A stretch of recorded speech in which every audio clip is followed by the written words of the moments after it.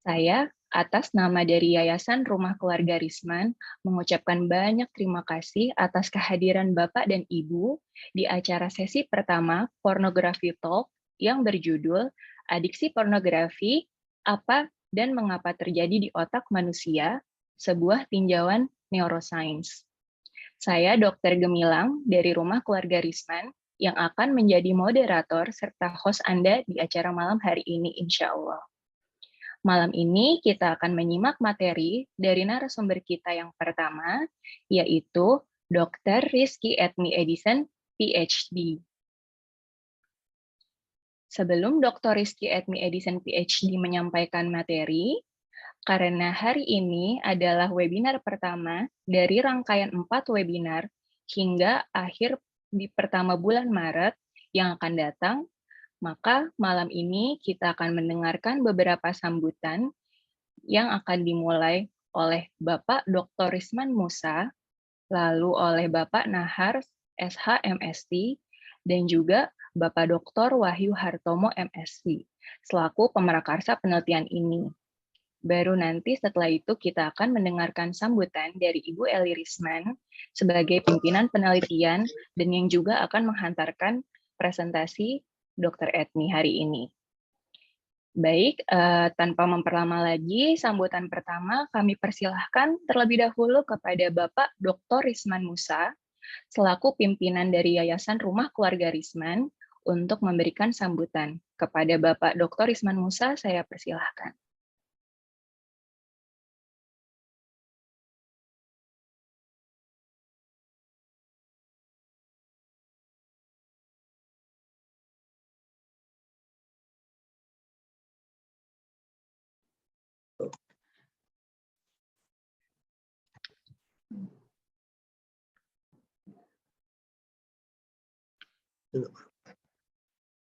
Bismillahirrahmanirrahim. Assalamualaikum warahmatullahi wabarakatuh.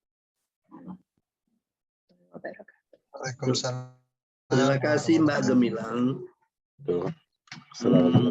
Kami atas nama Yayasan RKR sebagai penyelenggara host dalam acara ini, pertama harus berterima kasih kepada para pejabat yang hadir, yang erat kaitannya dengan langkah pertama digulirkan sehingga terjadi penelitian ini, yaitu Bapak Ibu yang dari KPPA,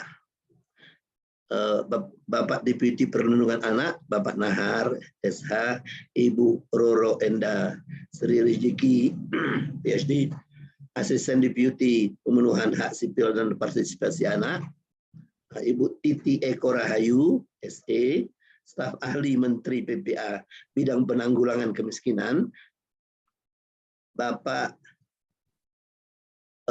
Wahyu Hartomo, ini teman lama waktu beliau aktif di KPPA, saya masih aktif di Kemenko Kesra waktu itu.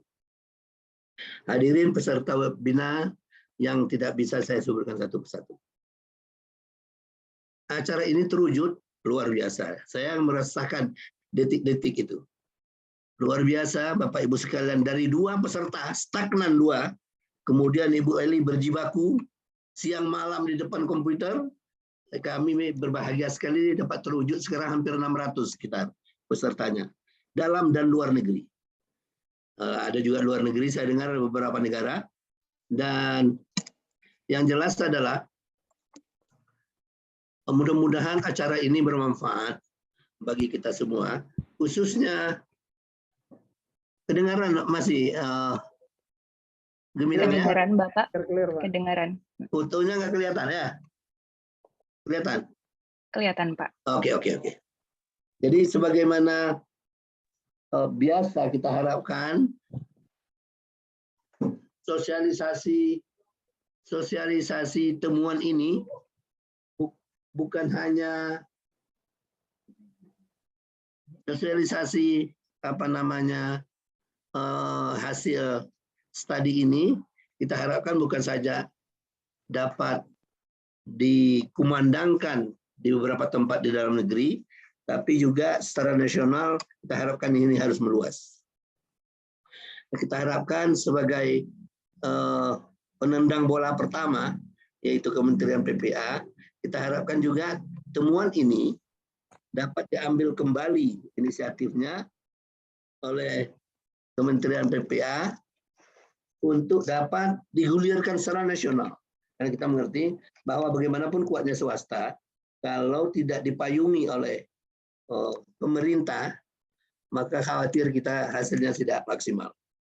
Dari itu, alangkah indahnya kalau program ini juga di take over oleh Men-PP untuk program selanjutnya. Jika perlu, mungkin ideal sekali deh, multi years. Karena begitu pentingnya temuan ini yang secara internasional alhamdulillah sudah berkumandang di jurnal-jurnal internasional, di dalam negeri juga sudah in some extent sudah disosialisasikan oleh Bu Eli dengan timnya. Sekali lagi usaha dalam rangka intervensi berikutnya dari kementerian terkait kita harapkan terwujud sehingga acara ini dapat bermakna lebih lama lagi yang dapat menjangkau semua pelosok negeri dan para pemerintah daerah mengerti pentingnya temuan ini. Dan kami dari yayasan sangat bergembira dapat memfasilitasi pertemuan ini. Sekali lagi kami harapkan semoga amal Bapak Ibu sekalian dalam membuat kebijakan-kebijakan berikutnya dalam yang berasal dari temuan ini dapat terlaksana dengan lebih baik. Demikianlah sambutan singkat dari kami dari Yayasan RKR. Mudah-mudahan sekali lagi acara ini berjalan lancar karena serial pembicara untuk sekian lama. Dan saya akhiri dengan Assalamualaikum warahmatullahi wabarakatuh. Waalaikumsalam warahmatullahi wabarakatuh. Baik. Terima kasih Bapak Dr. Risman Musa. Selanjutnya saya persilahkan kepada Deputi Bidang Perlindungan Anak Kementerian Pemberdayaan Perempuan dan Perlindungan Anak Republik Indonesia, Bapak Nahar SH MSI untuk memberikan sambutannya. Kepada Bapak Nahar kami persilahkan.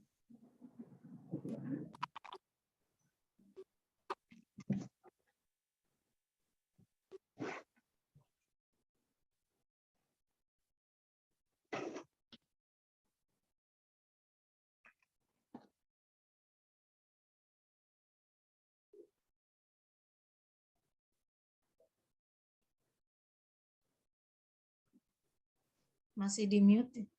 Oke. Baik. Yang saya hormati Pak Risman dan keluarga Risman, Ibu Eli Risman, Direktur Yayasan Rumah Keluarga Risman, tim peneliti sekaligus narasumber, Pak Wahyu, Pak Eko, Ibu Titi Eko yang juga bersama kami di Kementerian Pemberdayaan Perempuan dan Perlindungan Anak, serta peserta webinar series pornografi talk. Bismillahirrahmanirrahim. Assalamualaikum warahmatullahi wabarakatuh. Waalaikumsalam warahmatullahi wabarakatuh. Salam, Om Swastiastu, Namo Buddhaya, salam kebajikan. Selamat malam, salam sejahtera, dan salam sehat bagi kita semua. Mengawali sambutan saya pada malam ini, izinkan saya mengajak Bapak, Ibu, dan rekan-rekan semua untuk bersama-sama memanjatkan puji dan syukur kehadirat Tuhan Yang Maha Esa, karena kita masih diberi kesehatan sehingga kita bisa bersama-sama berkumpul dalam satu forum ini sebagai bentuk kepedulian kita dalam melindungi anak-anak Indonesia. Meskipun dilaksanakan secara virtual, semoga tidak mengurangi solidaritas kita dalam memenuhi hak dan pelindungan anak kita secara optimal, komprehensif, khususnya di masa pandemi ini. Bapak, Ibu, dan hadirin yang saya banggakan. Penting saya ingatkan kembali bahwa Indonesia saat ini memiliki potensi sumber daya manusia yang luar biasa untuk masa depan dan kemajuan bangsa, yakni anak-anak 84,4 juta atau 31,6% individu yang saat ini masih berusia anak menjadi bonus demografi yang digadang-gadang akan menopang pembangunan negara. Maka upaya pemenuhan hak dan perlindungan anak dari segala bentuk kekerasan, eksploitasi, dan perlakuan salah lainnya menjadi penting sebagai modal mereka dalam membawa masa depan Indonesia ke arah yang lebih baik. Namun demikian, dalam prakteknya, belum semua anak Indonesia terpenuhi hak dan perlindungannya secara optimal. Tantangan perlindungan anak yang semakin beragam, mulai dari kemiskinan, kepemilikan akte kelahiran, partisipasi anak, kekerasan dan eksploitasi terhadap anak, perkembangan teknologi yang dinamis, hingga kondisi pandemi COVID-19 meningkatkan resiko kerentanan anak-anak Indonesia masuk pada salah satu atau lebih dari 15 kategori anak yang memerlukan perlindungan khusus. Bapak Ibu yang saya banggakan, masyarakat dan tentunya anak-anak saat ini hidup berdampingan dengan dinamisnya perkembangan teknologi. Akses yang terbuka luas dan tanpa batas melalui internet memberikan banyak kemudahan bagi kita semua, termasuk bagi anak-anak. Misalnya, anak-anak dapat belajar lebih banyak dan mengekspor pengetahuan mereka, mengembangkan kreativitas, mengeksplorasi dunia lebih luas, memiliki lebih banyak kesempatan mengembangkan diri dan bersosialisasi hanya dengan sentuhan jari. Hal ini tentunya bukan tanpa risiko. Perlu menjadi perhatian kita semua bahwa perkembangan teknologi juga menghadirkan permasalahan tersendiri untuk anak-anak kita. Misalnya anak-anak rentan mengakses informasi yang tidak layak. Terbatasnya informasi atau konten yang layak anak hingga rendahnya pengawasan dan kontrol orang tua yang disebabkan oleh berbagai hal, misalnya orang tua yang masih gagap teknologi dan lain-lain. Situasi ini secara tidak langsung membuat anak-anak kita rentan terhadap isu-isu baru, misalnya cyberbullying, kecanduan gadget, hingga eksploitasi seksual. Bahaya lainnya yang mengintai anak-anak kita dan seringkali tidak bisa kita kendalikan adalah pornografi, yang tidak hanya melibatkan orang dewasa, tetapi juga anak-anak. Bapak Ibu yang saya hormati, saya ingin mengajak Bapak dan Ibu sekalian melihat kondisi anak-anak Indonesia saat ini. Hasil pencatatan pada Sistem Informasi Online Perempuan dan Anak, Simponi PPA tahun 2019 sampai 2021, digambarkan bahwa pelaporan kasus kekerasan terhadap anak meningkat. Hal ini menggambarkan bahwa masyarakat termasuk anak-anak sudah berani melaporkan kasus kekerasan ataupun perlakuan salah lainnya yang ditemui di lingkungannya. Selanjutnya hasil survei nasional pengalaman hidup anak dan remaja tahun 2021 justru menunjukkan bahwa ada penurunan prevalensi kekerasan terhadap anak dibanding tahun 2018. Baik kekerasan secara kontak atau langsung maupun non-kontak. Kekerasan non-kontak yang dimaksud diantaranya dipaksa menyaksikan kegiatan seksual, membaca tulisan yang menggambarkan kegiatan seksual, dipaksa terlibat dalam gambar, foto, atau video kegiatan seksual, diminta untuk mengirimkan teks, gambar, foto, atau video tentang kegiatan seksual. Indikator tersebut masuk dalam kategori bentuk-bentuk pornografi sebagaimana tertuang dalam Pasal 4 Undang-Undang Nomor 44 Tahun 2008 tentang pornografi. Ada beberapa bahaya pornografi yang perlu menjadi perhatian kita semua, diantaranya kerusakan otak, mengkondisikan anak menangkap pesan yang salah, penyimpangan perilaku, penurunan prestasi belajar, membuat anak merendahkan martabat perempuan, dan resiko terjerat bisnis pornografi. Selain itu, anak juga rentan mengalami kecanduan, seperti halnya narkoba. Kecanduan pornografi juga mengakibatkan kerusakan otak yang cukup serius, atau sepadan dengan kerusakan otak pada orang yang mengalami kecelakaan mobil dengan kecepatan sangat tinggi. Kerusakan otak yang diserang oleh pornografi adalah prefrontal cortex. Bagi manusia, bagian otak ini merupakan salah satu bagian yang paling penting karena bagian otak ini berfungsi untuk menata emosi, memusatkan konsentrasi, memahami dan membedakan benar dan salah, mengendalikan diri, berpikir kritis, berpikir dan berencana masa depan, membentuk kepribadian dan berperilaku sosial. Awalnya saat seorang anak melihat pornografi, reaksi yang ditimbulkan adalah perasaan jijik.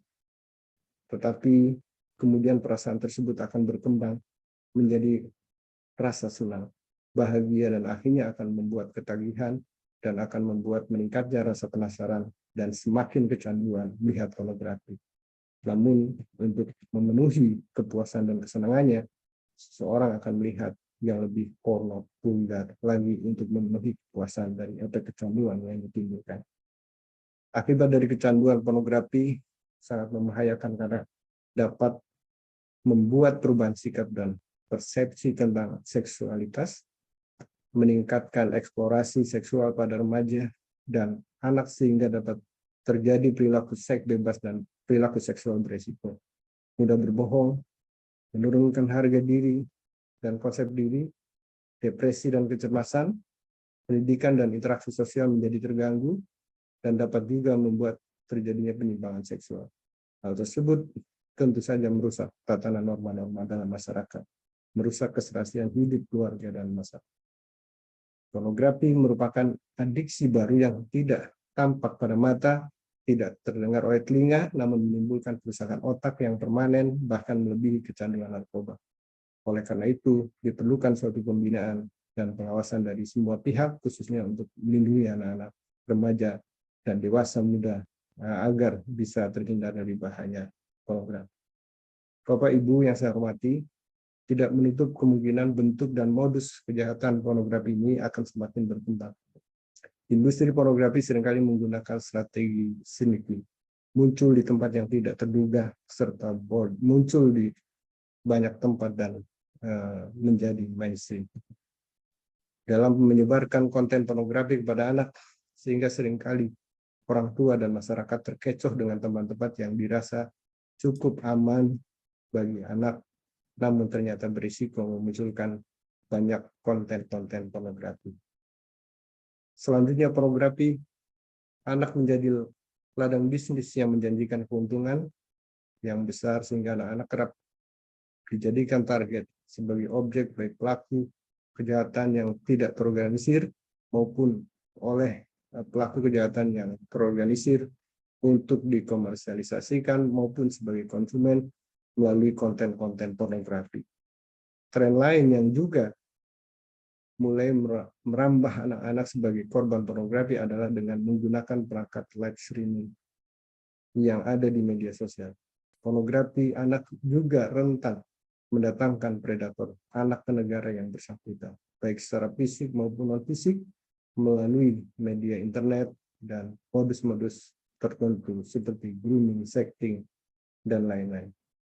Fakta-fakta tersebut seharusnya sudah cukup menjadi dasar bagi kita semua untuk mulai waspada dan mengambil langkah nyata dalam melindungi anak-anak kita di dunia maya. Karena sebagaimana amanah dari Undang-Undang Dasar Republik Indonesia tahun 1945, khususnya pasal 28B, ditegaskan bahwa anak perlu mendapatkan kesempatan yang seluas-luasnya untuk tumbuh dan berkembang secara optimal, baik fisik, mental, maupun sosial. Upaya pelindungan terhadap pornografi anak merupakan hal yang kompleks karena beririsan dengan berbagai aspek kehidupan, maka diperlukan kesadaran gotong royong dan kerja sama dari berbagai pihak, mulai dari pemerintah pusat, pemerintah daerah, tokoh agama, tokoh masyarakat, keluarga, dan anak dengan membangun sistem perlindungan anak dari bahaya pornografi, mulai dari tingkat desa atau kelurahan. Hal ini bisa diimplementasikan dengan membangun sistem perlindungan anak dimulai dari tingkat desa, kelurahan berbasis perlindungan anak. Pemerintah telah berupaya menciptakan sistem perlindungan khusus bagi anak yang menjadi korban pornografi melalui Peraturan Pemerintah Nomor 78 Tahun 2021. Yang mana di dalamnya tegas menyebutkan peran kontribusi semua pihak, baik kementerian, lembaga, dan pemerintah daerah dalam melindungi anak dari bahaya pornografi. Bapak, Ibu, dan rekan-rekan yang saya banggakan. Kita semua tentu meyakini bahwa teknologi informasi akan semakin berkembang di masa yang akan datang.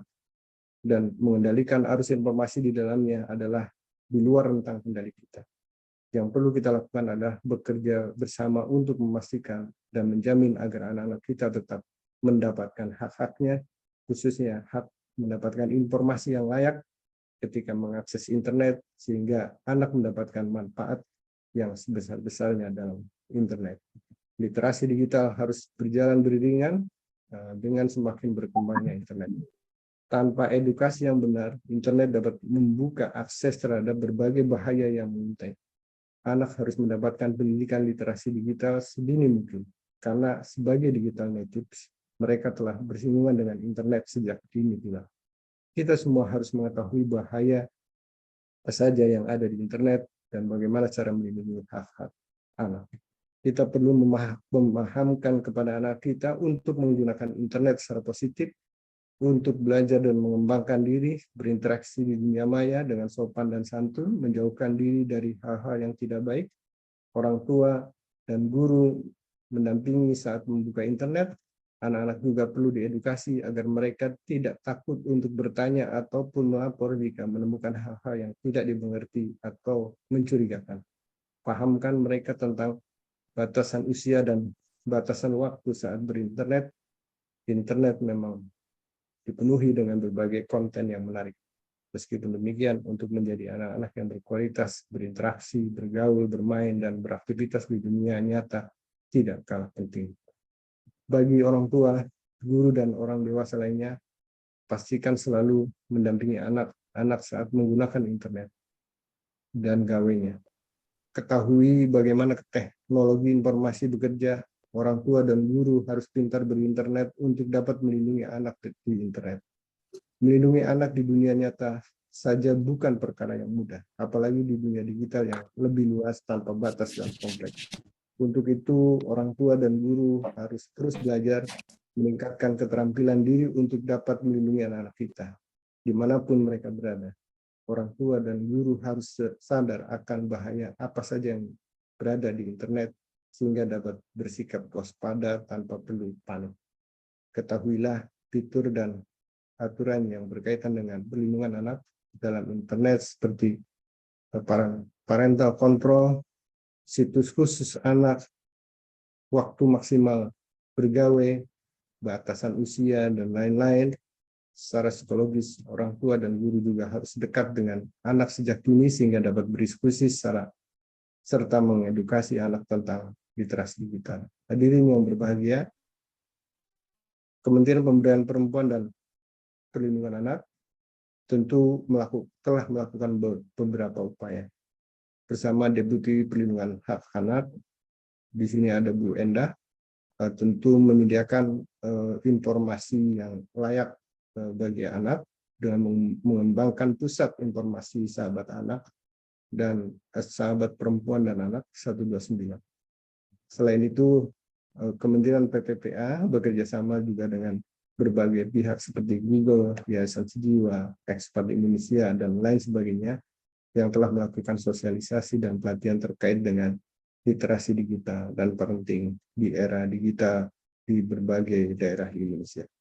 PISA telah ada di beberapa daerah, bisa dibentuk sebagai wadah untuk menghimpun semua informasi terkait anak dan fokus pada penyediaan informasi terintegrasi yang dibutuhkan oleh anak dengan pendekatan pelayanan yang ramah. Bisa diharapkan dapat memenuhi hak anak untuk mendapatkan informasi yang layak bagi mereka. Telepon pengaduan sahabat perempuan dan anak 129 adalah media bagi anak-anak juga mengadukan kasus-kasus yang didengar, dilihat, dan dialami. Anak dapat secara langsung menghubungi operator yang ada di Kementerian Pemberdayaan Perempuan dan Perlindungan Anak untuk menyampaikan permasalahan dan mengungkapkan pandangannya untuk mencari solusi terbaik bagi dirinya. Hadirin sekalian, untuk menutup sambutan saya pada malam ini, saya memberikan apresiasi yang sebesar-besarnya kepada Yayasan Pendidikan Keluarga Risman dan para tim peneliti yang telah bekerja. Kami merasa kegiatan ini sangat penting untuk meningkatkan ketahanan berinternet anak-anak dengan memberikan media pembelajaran untuk guru dan orang tua terkait literasi digital. Kami juga berharap bahwa kegiatan ini dapat menghasilkan langkah-langkah positif untuk melindungi anak di internet. Kita semua menyadari bahwa anak adalah generasi harapan masa depan yang akan menjadi pemegang estafet kepemimpinan. anak-anak yang sehat lahir batin, cerdas dan berakhlak serta berkarakter bisa membawa bangsa dan negara ini menjadi lebih baik lagi. Akhir kata, saya berharap para orang tua, guru, dan orang dewasa pada umumnya dapat senantiasa menjadi pelindung bagi anak-anak kita dimanapun mereka berada, karena pencegahan jauh lebih baik daripada penanganan. Demikian, semoga Tuhan Yang Maha Kuasa senantiasa melindungi kita semua. Terima kasih. Semangat melindungi anak-anak Indonesia. Anak terlindungi, Indonesia maju. Wassalamualaikum warahmatullahi wabarakatuh. Waalaikumsalam warahmatullahi wabarakatuh. Ngapain di sana? Bentar ya, ada yang bocor. Baik. Terima kasih banyak Bapak Nahar.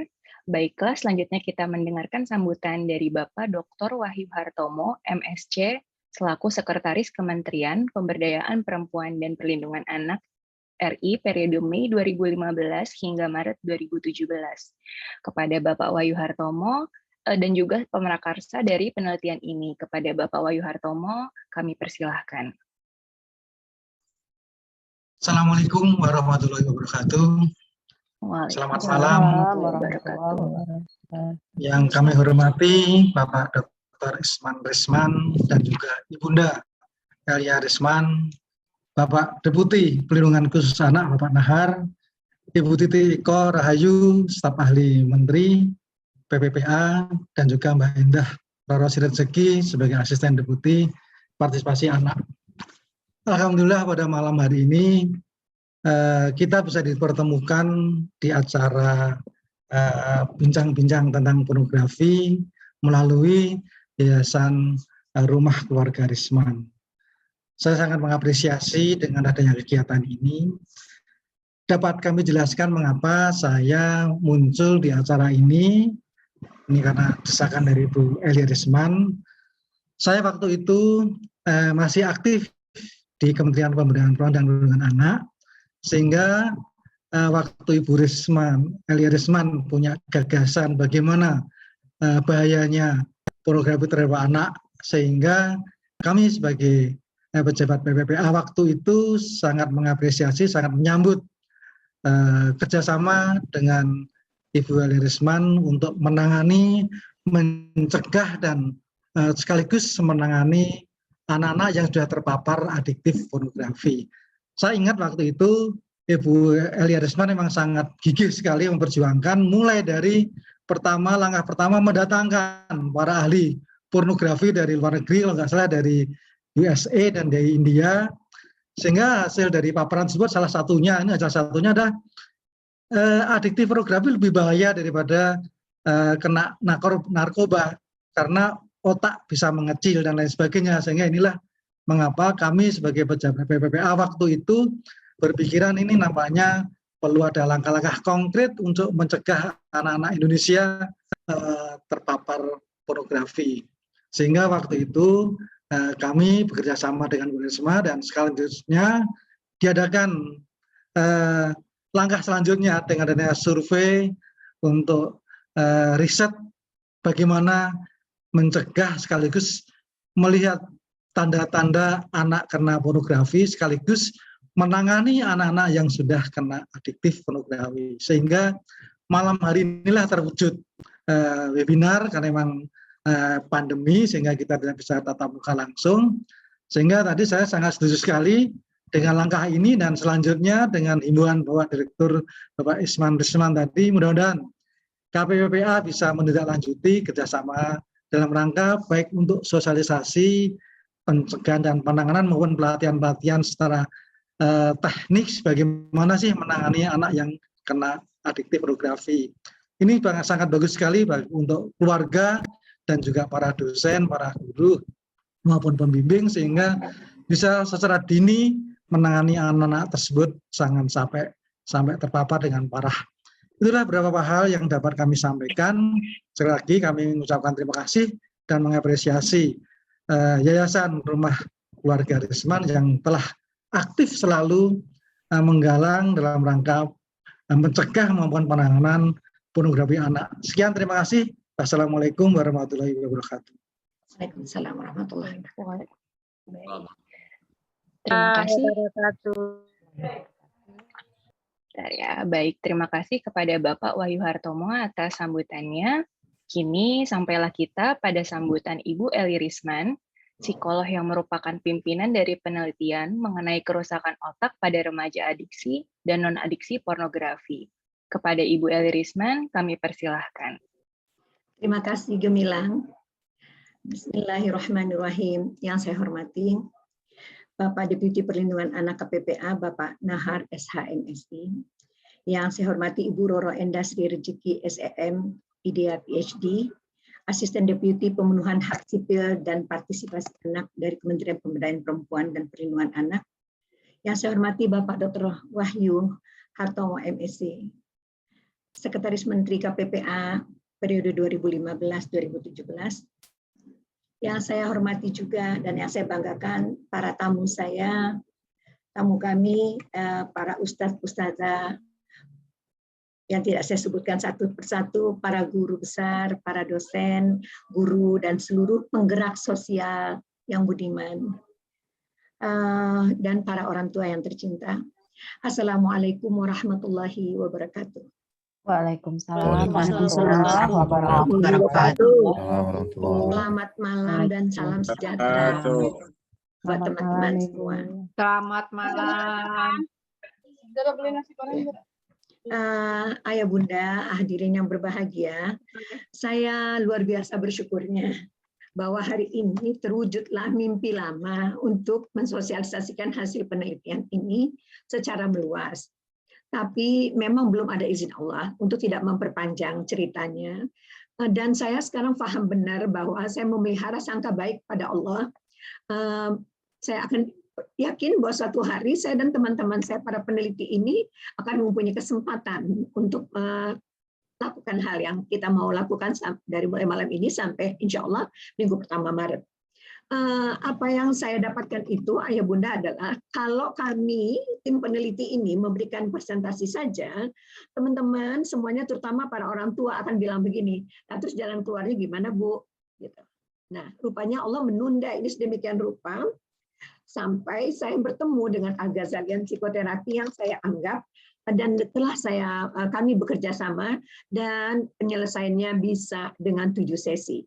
Dalam rangkaian ini nggak mungkin kan teman-teman sekalian, ayah bunda yang semuanya sekarang saya rasakan benar ya punya masalah, saya punya cucu juga belajar online offline ya, nggak dengan gadget tadi itu sehari-hari, dan mungkin dari sebelum pandemi juga udah kecanduan pada gadget, games dan pornografi.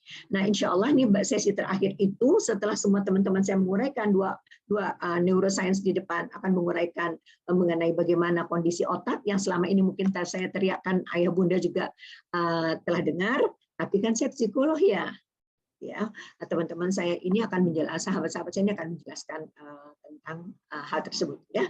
Kemudian ada dari segi akademisnya dan insya Allah akan dari segi keluarga, dan ditutup dengan bagaimana pertama sekali kita menghadapi psychological first aid-nya.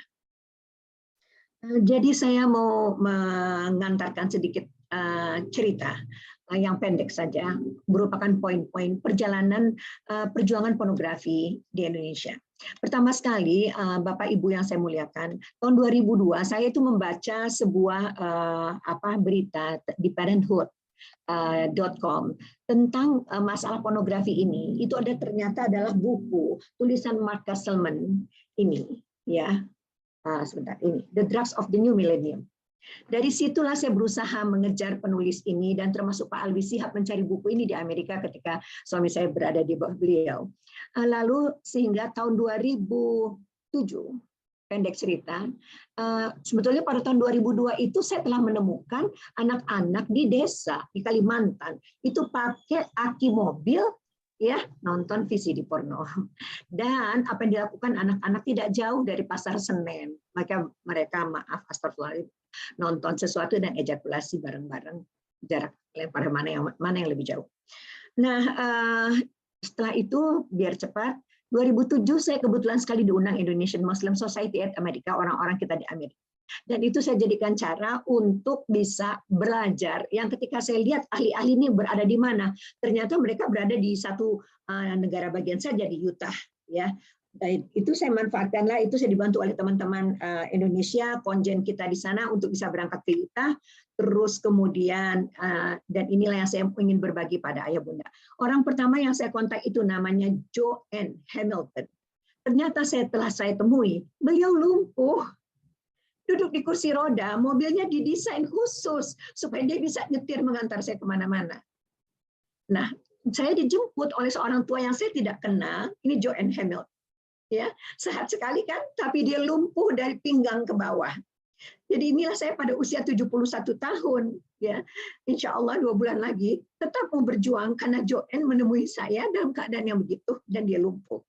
Tapi seseorang yang menjemput saya yang tidak juga saya tidak kenal satu orang pun mereka. Saya berangkat dengan teman saya Rani Nukman dan 2 anak kami supaya mereka bisa belajar tentang untuk anak-anaknya. Karena Joanne Hamilton bisa menggerakkan seorang anak SMP demo di DPR mereka tentang pornografi. Joanne membersihkan seluruh kota Salt Lake. Nah, jadi ini adalah presentasi saya pertama di Amerika pada saat itu 2007, ya, dibantu yang tadi keberangkatannya oleh Pak Konjen dan sebagainya, dan teman-teman saya Pak Rito dan almarhum seorang lagi. Nah ini teman-teman sekalian saya mau bilang 2007 ini teman-teman saya yang berdiri ini dan yang saya duduk saya hadapi itu, mereka sudah punya tim ahli spesial perkantoran, pornografi untuk orang perkantoran, spesial untuk anak TK, spesial untuk anak SMP, spesial untuk anak SMA, spesial untuk bimbingan konseling. Saya tercengang-cengang. Next, Nana. Itu 2007, panjang sekali. Nah, 2008 sampai 2008 ya, 2008 awal. Waktu saya mau pulang, teman saya Mark Castleman yang saya cari-cari penulis buku ini tadi, maaf belum kelihatan gambarnya di situ, mengatakan Ellie Donald Hilton, teman kami sudah melakukan penelitian tentang otak akibat pornografi. Nah, pendek cerita Bapak Ibu sekalian, Allah mentakdirkan Donald Hilton 2008 awal itu jalan-jalan ke Melbourne, mau berkemah di hutan-hutannya dibakar Allah. Jadi 2 hari itulah saya dengan Dr. Adre, Dr. Yusra Fitri dari Pusat Inteligensia Depkes dalam tempo 9 hari mendatangkan Donald Hilton. Jadi ini pekerjaan pertamanya itu di Depkes. Nah, Donald Hilton ini menceritakan bagaimana kerusakan otak itu adalah seperti mobil tabrakan. Mobilnya kuning. Di sana, Nak, dapat. Nah, mobil inilah yang beginilah rusaknya otak anak kita. Dan mobil ini kemudian gambar mobil ini karena saya bekerja sama dengan beberapa kementerian dan lembaga negara. Ini kalau teman-teman di lembaga tersebut ke daerah, mereka membawa foto ini. Tapi apa yang terjadi, ayah bunda, Bapak Ibu yang saya hormati, orang-orang saya presentasikan tentang kerusakan otak ini bilang begini, Bu, kan itu otaknya orang Amerika ya. Astagfirullahaladzim, apa bedanya sama otak kita? Disitulah titik pertama saya bergerak bahwa kita harus punya penelitian kita sendiri. Dr. Donald Hilton dengan semua scanning otak itu diceritakan ke Kemenkes. 2009, 2010, Masya Allah, saya datengin Ibu Linda Agung Gumelar, saya dan Pak Wahyu yang saya spend waktu itu. Saya ceritakan kondisi ini semuanya, Bu Linda mengambil terus bilang, oh begitu ya Bu, kita panggil semua PPA seluruh Indonesia, P2 TP2A, ya, dan kita latih. Baik itulah kami datangkan Randy Hyde dan Mark Castleman sebelah kiri, almarhum, udah seperti ayah saya. Profesor Malik Barbikir Badri untuk menjadi terapis. Ya, di sebelah kanan sekali adalah Direktur Pusat Inteligensia Depkes. Di bawah inilah ketika mereka menjadi panelis. Jadi ayah bunda sekalian 2010 ya, 2011, alhamdulillah saya mendatangkan ahli dulu dari kami bukan saya. Kuala Lumpur untuk melakukan EEG. Pemeriksaan EEG yang nanti akan dilakukan oleh Dr. Edmi sudah kami lakukan dengan cara yang sederhana di kantor dan juga memilih anak-anak yang adiksi pornografi dan tidak adiksi pornografi. Kemudian 2011 itu saya mempunyai kesempatan ayah bunda untuk mempresentasikan kondisi kita ke salah satu komisi PBB yaitu Commission on Crime, Protection and Criminal Justice pada pertemuannya yang ke-20 di Vienna. Itu saya mewakili Asia Tenggara bersama seorang kepala polisi dari Thailand. Itu the impact of the misuses of new technology, the abuse of and exploitation of children. 2011. Jadi kita udah sampai ke Vienna. Kemudian tahun 2013, semua upaya itu dipantau rupanya sama teman-teman saya The Guardian, organisasi John Harmer itu, ini saya menjadi presenter di Taman CCPJ tadi. 2013 saya mendapatkan award. 2017 saya kembali ke Amerika bertemu dengan Utah Coalition of Pornography. Jadi mereka itu di setiap provinsinya udah punya koalisi resmi pemerintah anti pornografi. Ya. Terus kemudian 2008 itu 2007 saya lagi bingung nih, 2011 2017 saya balik ketemu dengan tadi Utah Coalition. 2018 itu tadi saya menghadap ke Pak Wahyu sebetulnya yang panggil gitu. Bu katanya, datanglah saya dengan Dr. Puko, dan sebetulnya Dr. Puko ini adalah sahabat dari sahabat saya yang tadi ini bergerak dari awal dengan saya, itu Dr. Adre tadi yang membuat kegiatan di Departemen Kesehatan. Itulah Pak Wahyu bilang, Kementerian PPPA Bu akan menolong Ibu untuk melakukan penelitian otak secara ilmiah. Nah, itu mahal sekali Pak gitu. Terus beliau panggil, Bu, kasih tahu berapa Bu? Saya sebutkan jumlahnya. Ya, kami siapkan. Itulah kenapa malam ini saya minta Pak Wahyu untuk di sini, karena kita tidak ketemu, tidak punya data otak anak-anak kita yang adiksi maupun yang tidak adiksi pornografi. Bagaimana perbandingannya apabila Kementerian PPA yang pada saat itu lewat Pak Wahyu memberikan garansi. Nah, 2018 kami mendatangkan lagi ahli dari luar negeri, yaitu John Harmer itu. Ternyata John Harmer itu yang menjemput saya pertama sekali, tidak saya kenal di airport dan mengendara jadi sopir, jadi segala macam. Itu adalah wakilnya Reagan ketika gubernur California. Makanya kok begitu kuat gitu loh networknya. Jadi ayah bunda sekalian, pada malam ini sampai nanti Maret, insya Allah kita akan belajar bersama. Dan setelah itu, saya merasa tanggung jawab saya kepada negeri ini sudah selesai. Ini ketika John Harmer kami datangkan ke bekerja sama dengan Menkominfo. Saya mohon maaf sebentar.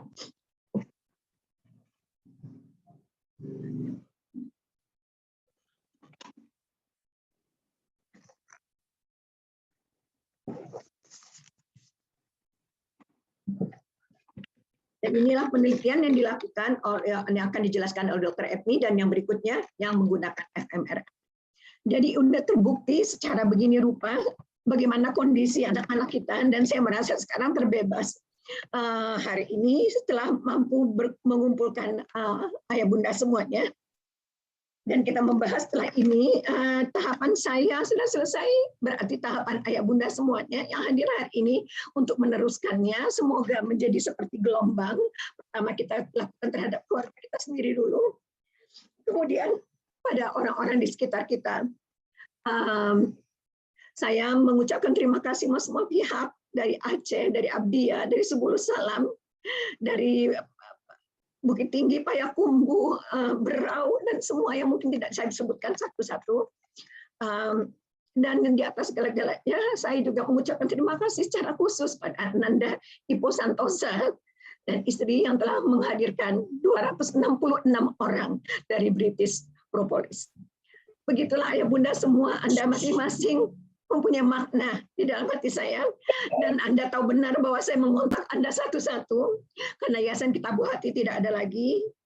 Saya dulu tinggal berdiri untuk memberikan sambutan, ya. Koordinasi ada di tangan Ibu Nia Suwardi, ada Nenden Hikmahanto, ada Dia Karim. Kalau ada tamu-tamu dari luar negeri, penelitian ini juga semua penelitinya akan menyampaikan, tapi koordinator penelitiannya itu sebetulnya di tangan Nia Suwardi. Satu orang peneliti lagi memang belum hadir hari ini, itu Nya Azat Aman. Jadi ayah bunda sekalian, inilah persembahan kami sampai minggu pertama Maret yang akan datang. Selamat belajar, mohon maaf lahir batin atas semua kekurangan, dan selamat berjuang. Semangat, semua anak punya masa depan. Ya, anak kita, anak orang, anak Indonesia punya masa depan. Ya, kita bersangka baik kepada Allah, kita bersungguh-sungguh, kita bersabar, ya, dan insya Allah kita akan sanggup mengatasi, apalagi ayah bunda semuanya masih muda-muda. Selamat berjuang. Assalamualaikum warahmatullahi wabarakatuh. Waalaikumsalam warahmatullahi wabarakatuh. Thank you, Bu. Baik. Terima kasih banyak Ibu Eli atas sambutannya dan juga penjelasannya. Tanpa memperlama lagi, kita akan segera mendengarkan pemaparan dari pembicara kita malam ini, yaitu dari Dr. Rizky Edmi Edison, PhD, dengan topik adiksi pornografi, apa dan mengapa terjadi di otak manusia, tinjauan neuroscience. Izinkan saya akan membacakan CV beliau terlebih dahulu. Beliau adalah CEO dari Brain Beta Lab Indonesia dan juga kepala dari Pusat Neuroscience UHAMKA. Kepala juga dari Lab Neuroscience Citech Lab Edward Technology, pernah menjadi asisten riset di Departemen Bedah Syaraf Medical University of Jichi di Jepang, dan riwayat pendidikan beliau S3 di Departemen Bedah Syaraf Jichi Medical University di Jepang, mendapatkan gelar dokter dan juga sarjana kedokteran dari Universitas Andalas. Baik ekspertis beliau di bidang applied neuroscience, neuroimaging, neuropsychology, dan juga neurosurgery. Baik, demikian profil dari Dr. Edmi. Selanjutnya saya persilahkan kepada Dr. Edmi untuk menyampaikan materinya. Silahkan Dr. Edmi. Baik, terima kasih banyak Dr. Gemilang atas pembukaannya. Bismillahirrahmanirrahim. Assalamualaikum warahmatullahi wabarakatuh. Waalaikumsalam warahmatullahi wabarakatuh. Saya sebetulnya sangat salut tidak hanya kepada Ibu Eli Risman, tidak hanya kepada rekan-rekan dari Yayasan Kita dan Buah Hati, Bapak Ibu semua dari Kementerian Pemberdayaan Perempuan dan Perlindungan Anak. Yang sangat saya salutkan ini Bu Eli Risman, justru para pesertanya. Saya lupa sekarang ini hari Minggu, malam pula. Biasanya ini adalah waktu-waktu yang paling tidak mau diganggu. Ternyata untuk menghadiri acara seperti ini, pesertanya sampai 757 orang. Ini betul-betul luar biasa. Dengan fakta seperti ini, saya pun menyadari bahwa menyampaikan apa yang telah kami teliti pun harus sangat serius saya paparkan kepada Bapak Ibu semua. Bapak Ibu semua yang telah hadir pada malam hari ini, apa yang telah kami lakukan di Pusat Neuroscience UHAMKA bekerja sama dengan para kolega dari FKUI, dari UIN, dan sebagainya, itu semuanya tidak lepas pertama sekali dari upaya Ibu Eli Risman dan Yayasan Kita dan Buah Hati mengumpulkan kami semua pada waktu itu, dari tahun 2017. Lalu kami diajak juga untuk bertemu Pak Wahyu dan juga bertemu dengan Ibu Titi di Kementerian Pemberdayaan Perempuan dan Perlindungan Anak. Itu semua dimulai dari tahun 2017. Melakukan penelitian yang sama sekali tidak mudah. Nanti pada paparan saya, Bapak Ibu semua juga akan mengetahui seperti apa sebetulnya penelitian-penelitian yang kami lakukan, sekaligus saya juga akan menjelaskan pertanyaan-pertanyaan yang telah Bapak Ibu berikan kepada saya. Sembari memaparkan, nanti akan saya jelaskan juga. Paparan akan saya berikan, ya insya Allah kira-kira 30 atau 40 menit, tetapi dalam waktu yang sangat singkat ini, kita semua bisa berdiskusi dan bisa memahami apa sih adiksi pornografi itu, kenapa itu bisa terjadi, dan kira-kira apa langkah-langkah yang bisa kita lakukan agar anak dan remaja tidak mengalami adiksi terhadap konten pornografi tersebut. Mudah-mudahan apa yang dipaparkan nantinya semuanya bermanfaat. Dokter Gemilang, saya mohon izin untuk bisa lakukan share screen ya dokter ya. Boleh, silakan dok. Nah, ini dia. Nama saya Edmi, dan tadi juga Dr. Gemilang sudah memaparkan biodata saya, inilah biodata saya. Dan sebagaimana tadi apa yang telah dipaparkan oleh Ibu Eli Risman, penelitian terkait adiksi terhadap konten pornografi ini pun juga memang sudah ada. Sebagaimana tadi Ibu Eli Risman sudah menyampaikan, dimulai dari Dr. Donald Hilton. Beliau juga ternyata adalah dokter bedah saraf, berasal dari Amerika Serikat, dan ini dia. Jika ada di antara Bapak Ibu semua hendak membacanya, silakan dibaca. Ini adalah artikel yang open access. Dan memang betul apa yang disampaikan oleh Ibu Eli Risman tadinya. Penelitian ini adalah penelitian ilmiah yang telah dipublikasikan di jurnal ilmiah pula, bukan di jurnal Predator. Apa artinya? Apa yang ditulis oleh Dr. Donald Hilton ini tentu juga sudah melalui peer review. Telah diujikan pula oleh para kolega-kolega yang lainnya, sehingga patut untuk ditampilkan di jurnal Surgical Neurology International. Apa artinya? Yang disampaikannya pun juga sangat ilmiah. Tetapi ada hal yang menarik. Ini kan sudah disampaikan, sudah diteliti, sudah dipublikasikan pula. Lalu masalahnya kenapa ini belum diterima? ada satu hal menarik yang disampaikan oleh Ibu Eli Risman di akhir tahun 2016. Saya jadi mengingat lagi nih, kapan itu tepatnya. Saya masih ingat itu sore hari, saat itu hujan, saya juga diajak oleh Dr. Pukovisa bertemu Ibu Eli Risman pertama sekalinya. Kalau tidak salah itu kira-kira di bulan November, Desember 2016. Di sana beliau juga menjelaskan bahwa sekalipun sudah ada penelitian terkait adiksi terhadap konten pornografi dan apa yang terjadi di otak manusia, ada dua masalah. Yang pertama, penelitian yang dilakukan oleh Donald Hilton ini merujuk kepada orang-orang dewasa. Itu yang pertama. Lalu yang kedua, penelitian ini pun juga dilakukan bukan di Indonesia, tetapi di negara Amerika sana.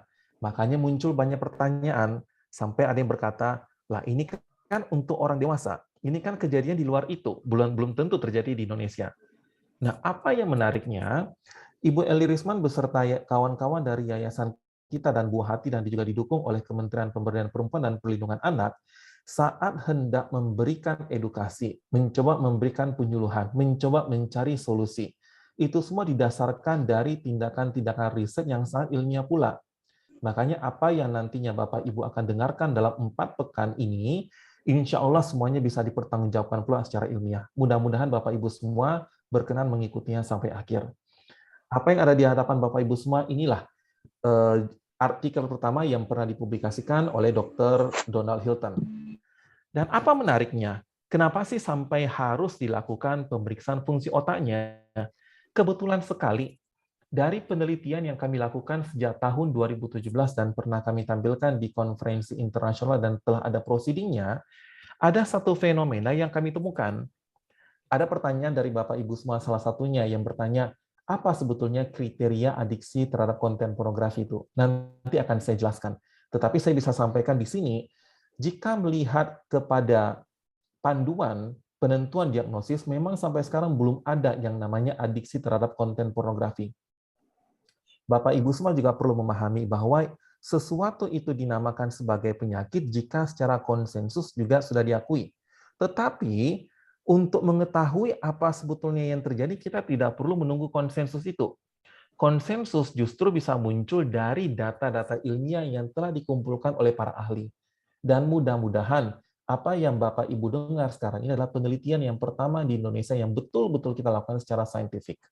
Maka nanti jika ada doa yang perlu dipanjatkan siapa yang sebetulnya sangat berperan, saya dengan sangat berbangga hati akan menyebut nama Ibu Eli Risman dan teman-teman dari YKBH dan juga Kemen PPPA. Kita kan tahu yang namanya pahala itu dibuat sampai mati, salah satunya ilmunya ditinggalkan. Mungkin inilah salah satunya. Nah, begini Bapak Ibu semua, ada satu fenomena loh sebetulnya yang kami temukan, sebagaimana di judul ini. Faking good among porn addicted adolescents. Ternyata, karena sampai sekarang itu tidak ada kriteria baku apa itu orang-orang yang mengalami adiksi terhadap konten pornografi, maka tim peneliti, di sini juga ada Ibu Evangeline Swaidi juga dari Universitas Islam Negeri Jakarta, mencoba mengembangkan sebuah tools kuesioner yang terdiri dari lebih dari 90 pertanyaan, diuji cobakan kepada 740 orang. Pada dasarnya ada 3 hal yang dilihat.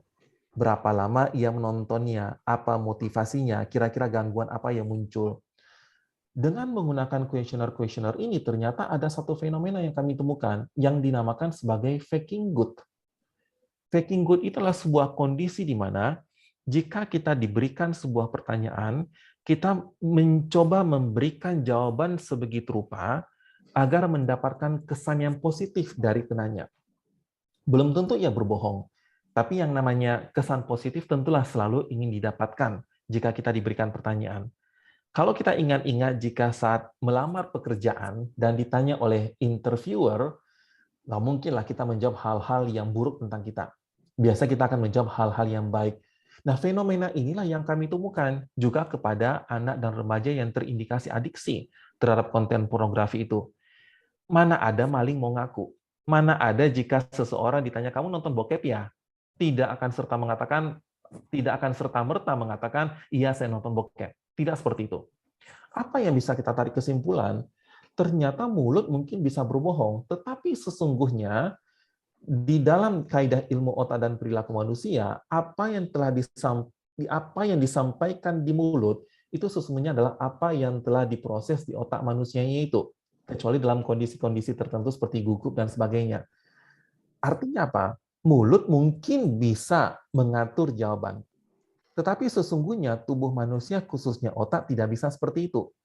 Daripada hanya berpatokan kepada mulut manusia, kenapa tidak kita langsung lihat saja otaknya? Nah, pada malam ini, Bapak Ibu semua akan melihat seperti apa hasilnya.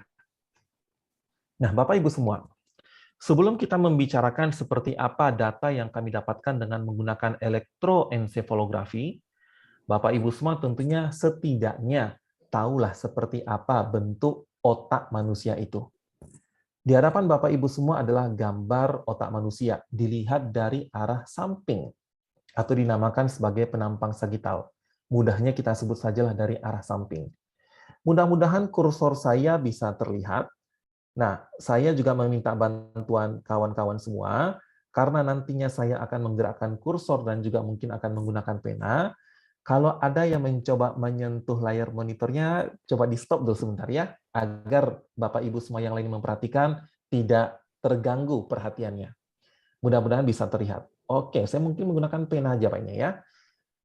Apa yang tampak di hadapan Bapak Ibu semua adalah gambar otak manusia. Secara garis besar, otak manusia itu bisa kita bagi menjadi 3. Ada yang dinamakan sebagai otak besar, ada yang dinamakan sebagai otak kecil, dan ada pula yang dinamakan sebagai batang otak. Batang otak sebetulnya tidak terlalu terlihat karena kita melihat dari arah sisi luar. Tetapi kira-kira seperti itulah. Ada otak besar, ada otak kecil, dan juga ada batang otak. Kita sekarang akan mencoba fokuskan saja kepada otak besar manusia. Yang namanya otak manusia itu bisa terdiri dari beberapa bagian yang dinamakan sebagai lobus. Secara sederhana, kita sebut saja seperti ini.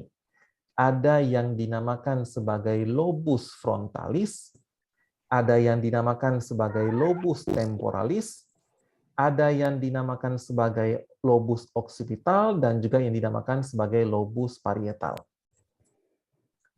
Di sini menariknya, ternyata selain perkara lobus, juga ada bagian otak manusia yang dinamakan sebagai sistem limbik. Saya ubah gambarnya. Sistem limbik itu terdiri dari beberapa organ yang terdapat di sisi dalam otak manusia. Jadi secara sederhana, otak manusia itu ada sisi luar dan juga ada sisi dalam. Secara sederhana seperti itu. Dan ini menariknya. Bapak Ibu semua pasti pernah mendengar istilah dominan otak kanan, dominan otak kiri. Ada yang berkata bahwa dominan otak kanan artinya mereka itu punya bakat seni. Ada yang dominan otak kiri artinya mereka itu bakat di aritmatika. Sedikit saya sebut, itu semua adalah hoax belaka. Tetapi kita tidak akan membahas itu. Perkara berpikir kreatif, berpikir kritis, berpikir rasional dalam pengambilan keputusan, di antara 4 lobus sederhana yang sudah Bapak lihat di slide ini, fungsi-fungsi itu semuanya terdapat di otak depan manusia. Apa yang dinamakan sebagai lobus frontalis. Dan apa menariknya, pada lobus frontalis itu, bagian yang paling utama untuk berpikir secara rasional ataupun pengambilan keputusan adalah bagian otak yang dinamakan sebagai prefrontal cortex. Di manakah itu lokasinya? Secara sederhana bisa kita sebut yang namanya prefrontal cortex itu adanya di sini. Kalau melihat dari titik antropologi, bisa tidak ya Bapak Ibu semua mengetahui di mana kira-kira letaknya prefrontal cortex itu? Saya minta Bapak Ibu semuanya coba sentuh alisnya. Baik alis asli, alis pensil, ataupun yang tidak punya alis. Pokoknya sentuh aja. Ya udah, Ibu Elirisma jangan sentuh lagi, nanti rontok, Bu. Udah. Nah, yang namanya prefrontal cortex itu letaknya persis di atas alis, di baliknya. Jika ada di antara Bapak Ibu semua yang suka membaca Al-Quran, pasti pernah mendengar ayat yang artinya penggalan ayatnya.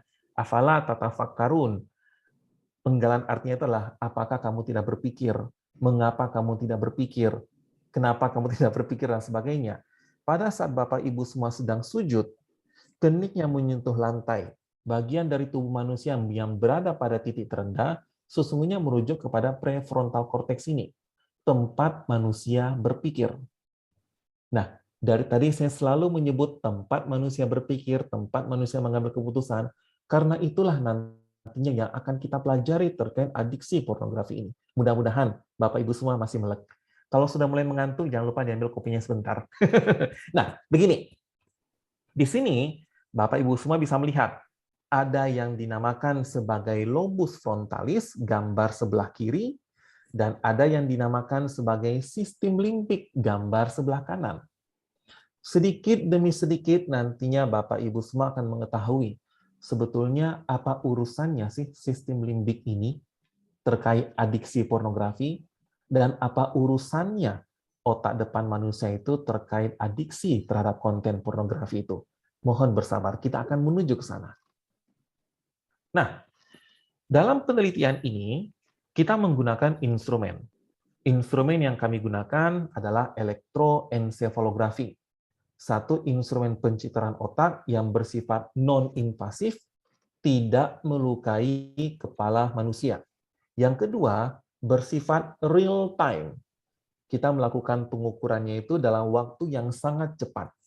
Elektroensefalografi mampu merekam aktivitas otak manusia dengan kecepatan 1/1000 detik. Gambar sebelah kiri atas itulah gambar instrumen yang kami punya. Kami melakukannya di Laboratorium Pusat Neuroscience UHAMKA. Gambar sebelah kiri bawah adalah gambar tempat kami memasang elektrodanya. Dan gambar sebelah kanan bawah adalah bagaimana kami memasangkan elektrodanya itu di kepala manusia dengan menggunakan prinsip 10-20 International System. Dr. Gemilang, tadi saya sempat diskusi dengan dokter, karena rekan-rekan yang hadir itu adalah kebanyakan adalah masyarakat awam, saya coba akan membahasnya secara populer. Tetapi saya juga baru sadar, ini yang hadir adalah 770 orang yang betul-betul ini ada niat belajar ini. Jadi mohon izin ya Dr. Gemilang, ya saya sedikit aja ada tambahkan unsur-unsur yang agak-agak medisnya gitu loh. Di sini Bapak Ibu semua bisa melihat, seperti inilah kami memasang alatnya di kepala anak dan remaja yang terindikasi adiksi terhadap konten pornografi. Dari lebih 700 orang yang sudah diseleksi oleh Yayasan Kita dan Bu Hati, kita akhirnya mendapatkan 15 orang yang betul-betul kami indikasikan mengalami adiksi terhadap konten pornografi, tanpa ada penyakit-penyakit lain yang menyertainya. Dan itu sangat sulit mendapatkannya. Dan ini menariknya. Di sini Bapak Ibu semua bisa melihat, sebetulnya gelombang otak itu seperti apa sih? Bapak Ibu semua perlu melihat gambar ini, karena inilah yang nantinya Bapak Ibu semua melihat, dan inilah salah satu tantangan yang kita hadapi. Bapak Ibu semua, gambar di hadapan Bapak Ibu adalah tampilan dari elektroensefalogram, data yang didapatkan dari elektroensefalograf. Secara sederhana, yang namanya gelombang otak manusia itu terdiri dari 5, secara sederhana. Ada yang dinamakan sebagai gelombang delta, ada yang dinamakan gelombang theta, ada yang dinamakan alfa, beta, dan juga gamma. Jadi jika ada di antara Bapak Ibu semua pernah mendengar istilah, wah kita harus menjadikan gelombang otak kita ini gelombang alfa agar itu rileks. Ya mungkin sumbernya dari sini sepertinya. Dalam kondisi kita itu sangat serius, atensinya penuh, gelombang otak kita menjadi gelombang beta.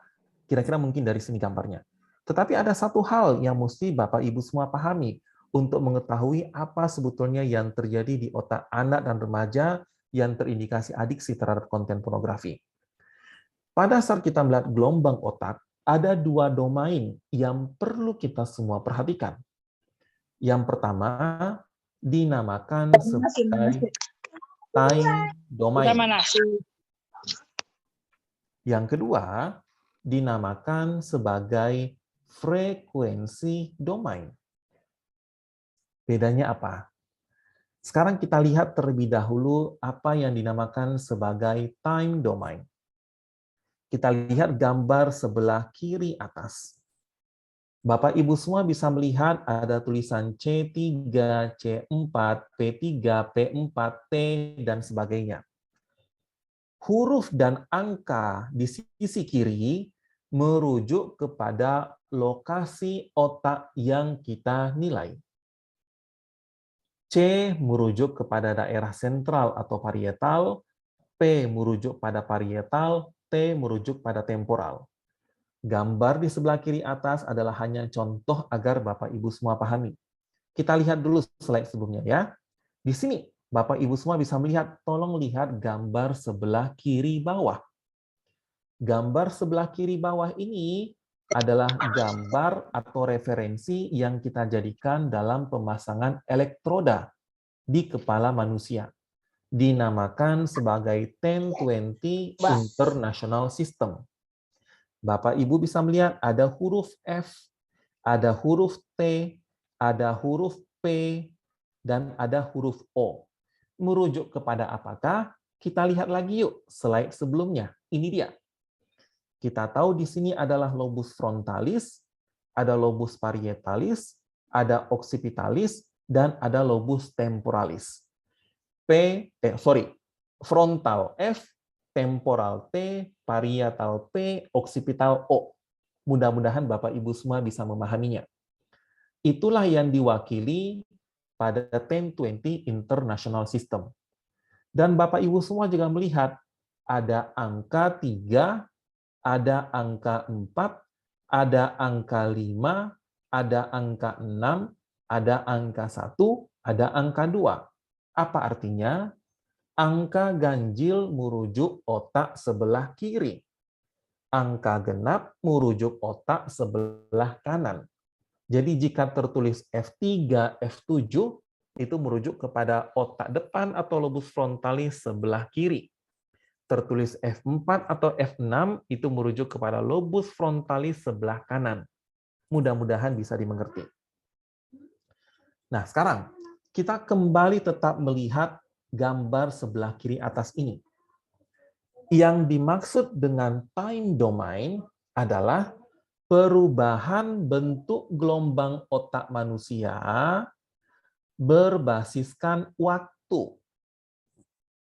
Bapak Ibu bisa melihat ada detik pada 0, detik 2 kedua, detik ketiga setengah, 5 detik kemudian, 7 detik kemudian, 14 detik kemudian, dan seterusnya.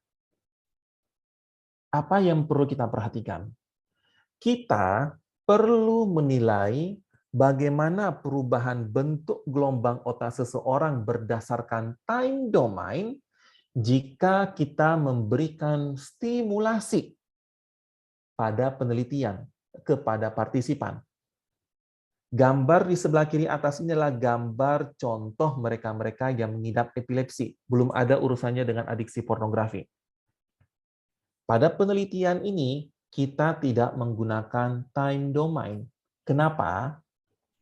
Lihat konsep awal tadi. Jika kita menilai berdasarkan time domain, artinya kita melihat bagaimana bentuk perubahan gelombang otak manusia di regio tertentu, detik-detik tertentu. Detik kedua seperti apa, detik ketiga seperti apa, detik keempat seperti apa, detik kelima pada saat diberikan stimulasi seperti apa, detik keenam seperti apa, 7, dan seterusnya. Prinsipnya adalah kita perlu memberikan stimulasi. Nanti bentuk-bentuk gelombangnya ada yang dinamakan sebagai P200, N200, dan sebagainya. Itu adalah hal-hal yang sangat teknis. Pada penelitian ini, kita tidak menggunakan time domain. Nanti bisa menjawab beberapa pertanyaan Bapak Ibu semua. Penelitian ini memberikan stimulasi tidak sih kepada anak dan remaja? Di sini saya akan jawab.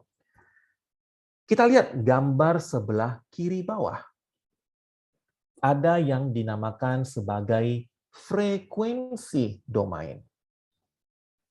Bagaimana cara membacanya? Saya akan tuntun Bapak Ibu semua secara sederhana.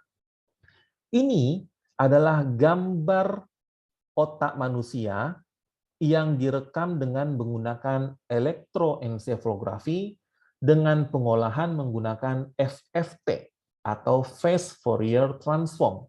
bentuknya adalah frekuensi domain seperti ini. Bagaimana cara kita melihat gambar ini? Bapak, Ibu semua tolong perhatikan. Ini adalah gambar otak manusia yang kita lihat dari arah atas. Jadi seperti apa itu tampilannya?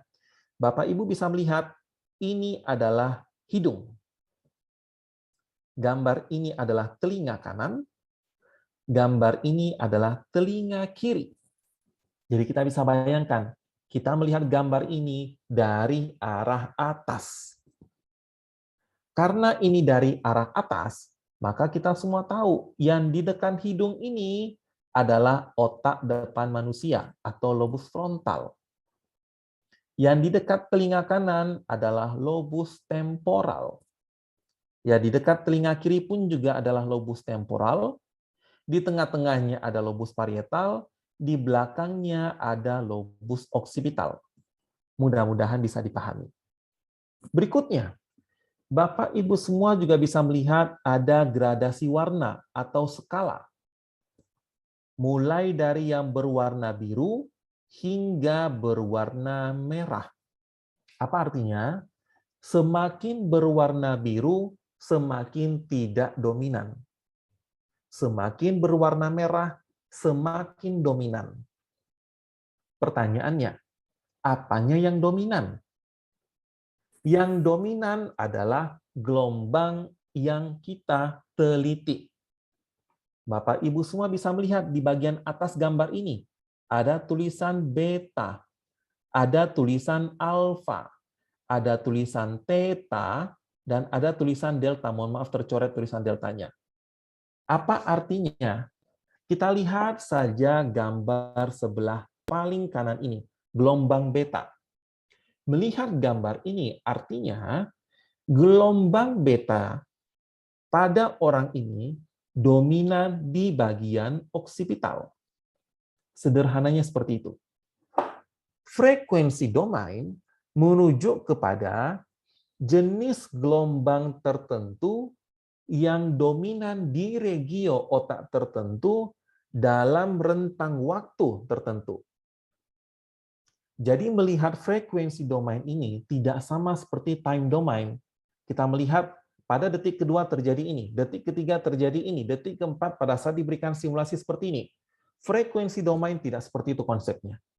Frekuensi domain, kita melakukan perekaman dalam rentang waktu tertentu, kita analisis gelombang apa yang kita analisis. Lalu kita lihat gelombang tersebut di regio manakah dominannya, kira-kira seperti itu. Lantas bedanya apa dengan time domain dalam penelitian ini? Kita lanjut ke slide berikutnya, Bapak Ibu semua. Sebelum saya jelaskan seperti apa detailnya, izinkan saya juga sedikit ngasih gambaran lah. Ini sedikit tips juga ini, Ibu Eli Risman. Otak manusia itu untuk menerima informasi optimal itu hanya 20 menit pertama. Kalau lebih lanjut daripada itu, mungkin masuk di kepala, tapi nggak nyimpan. Nah, sekarang kita udah 20 menit presentasi, ini saya sedikit nge-break dikit ya, ice breaking-nya. Ice breaking-nya adalah inilah contoh-contoh gambarnya. Saya sudah mencoba mencari-cari gambarnya Bu Eli Risman, akhirnya ketemu deh bagaimana awal mulanya. Ini pada saat Ibu Eli Risman dan Bu Nia datang ke ruangan saya persis 5 tahun lalu, pada 9 Februari. Persis. Sekarang ini kalau nggak salah tanggal 13 ya. Ibu datang ke ruangan saya itu tanggal 9 Februari. Kita ketemu itu di bulan November 2016. Ini adalah gambar tahun 2017. Ternyata sudah 5 tahun ya sejak Ibu datang pertama sekali. Gambar di bawah adalah pada saat rekan-rekan dari Yayasan Kita dan Buah Hati melakukan diskusi hasil data yang telah kami dapatkan. Lalu kita lihat gambar nomor 2 dari kiri. Ini adalah pada saat rekan-rekan Yayasan Kita dan Buah Hati datang ke tempatnya Ibu Mufidah Yusuf Kala, kalau nggak salah ya, di tempatnya Wakil Presiden. Dan di situ juga dilakukan pemaparan, menyampaikan ini loh yang terjadi di otak mereka.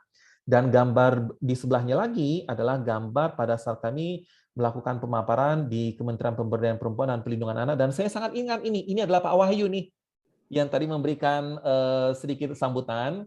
beliau sedang duduk di samping Ibu Menteri, Ibu Yohana, dan kami melakukan pemaparan juga seperti apa risetnya. Dan alhamdulillah ternyata riset ini pun juga didukung oleh Kementerian Riset Teknologi Pendidikan Tinggi, Kemristek, lalu sekarang menjadi BRIN. Ini adalah pada saat Pak Menteri datang ke booth kami terkait masalah hasil penelitian pornografi ini. Nah, inilah sedikit latar belakang siapa-siapa saja yang mensupport sehingga riset ini betul-betul sahih, bisa dipublikasikan dan juga dibaca oleh Bapak Ibu semua dan didengarkan saat ini.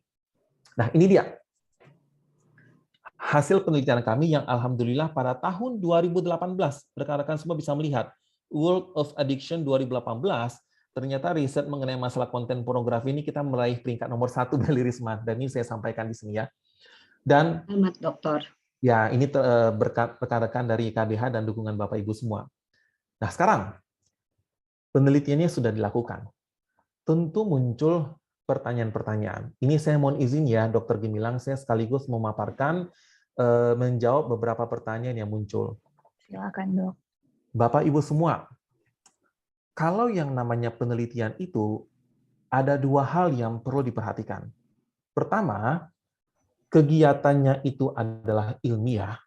Yang kedua, kegiatannya itu haruslah etis. Dua hal ini betul-betul harus kita pegang dalam melaksanakan penelitian, apalagi berkaitan dengan manusia. Berkaitan dengan hewan saja harus etis, apalagi manusia. Logikanya kan seperti itu. Apa beberapa hal yang perlu kita perhatikan? Pertanyaan pertama, penelitian ini mencoba memetakan apa yang terjadi di otak anak dan remaja yang terindikasi adiksi terhadap konten pornografi. Muncul pertanyaan pertama, memangnya ada yang dinamakan sebagai adiksi pornografi? Itu pertanyaan pertama. Yang namanya dokter atau tenaga kesehatan, tenaga medis, melakukan tindakan terhadap sebuah penyakit jika sesuatu itu telah dianggap sebagai penyakit. Kalau tidak dianggap sebagai penyakit, apanya diobati? Sama halnya dengan adiksi pornografi. Sampai tahun 2022 ini, yang namanya adiksi terhadap konten pornografi itu belum dianggap sebagai penyakit. Padahal, bagaimana efek dampaknya Bapak Ibu semua bisa membaca di sini. Tentu menjadi pertanyaan bagi kami para peneliti, bagaimana kami merekrut anak dan remaja yang terindikasi adiksi pornografi sementara kalimat ini sendiri belum ada konsensusnya. Maka dikembangkanlah tools kuesioner yang dilakukan oleh para peneliti. Rekan-rekan dari UIN seperti Ibu Evangeline Swaidi, rekan-rekan dari FKUI seperti Dr. Popovisa dan juga dari Pusat Neuroscience UHAMKA, khususnya dari rekan-rekan di UIN. Pada dasarnya ada 3 dimensi yang dilihat.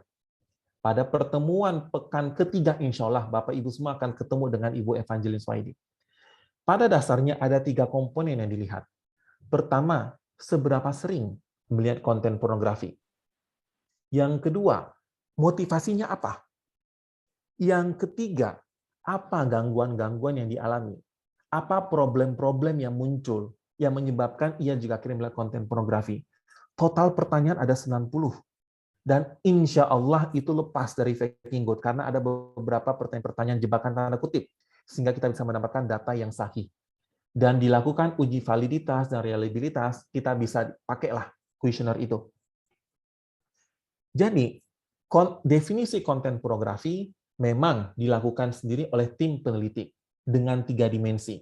Meskipun sejak tahun 2011 sudah digaungkan yang namanya adiksi konten pornografi itu. Berbeda halnya dengan adiksi terhadap zat-zat substantif, tapi konsepnya samalah, mirip kira-kira seperti itu. Itu yang pertama. Lalu yang kedua, bagaimana cara mendapatkan partisipan yang sesuai dengan kriteria ini? Salah satu tantangan dari penelitiannya adalah kita hendak membandingkan antara mereka-mereka yang mengalami adiksi dengan mereka yang tidak mengalami adiksi. Sebagaimana Bapak Ibu bisa melihat pada gambar sebelah kanan atas, ada kelompok adiksi dan kelompok non-adiksi pornografi. Ini betul-betul tantangan yang kami temukan dalam melakukan penelitian. Tantangannya begini, sekarang ini ada yang namanya adiksi terhadap internet.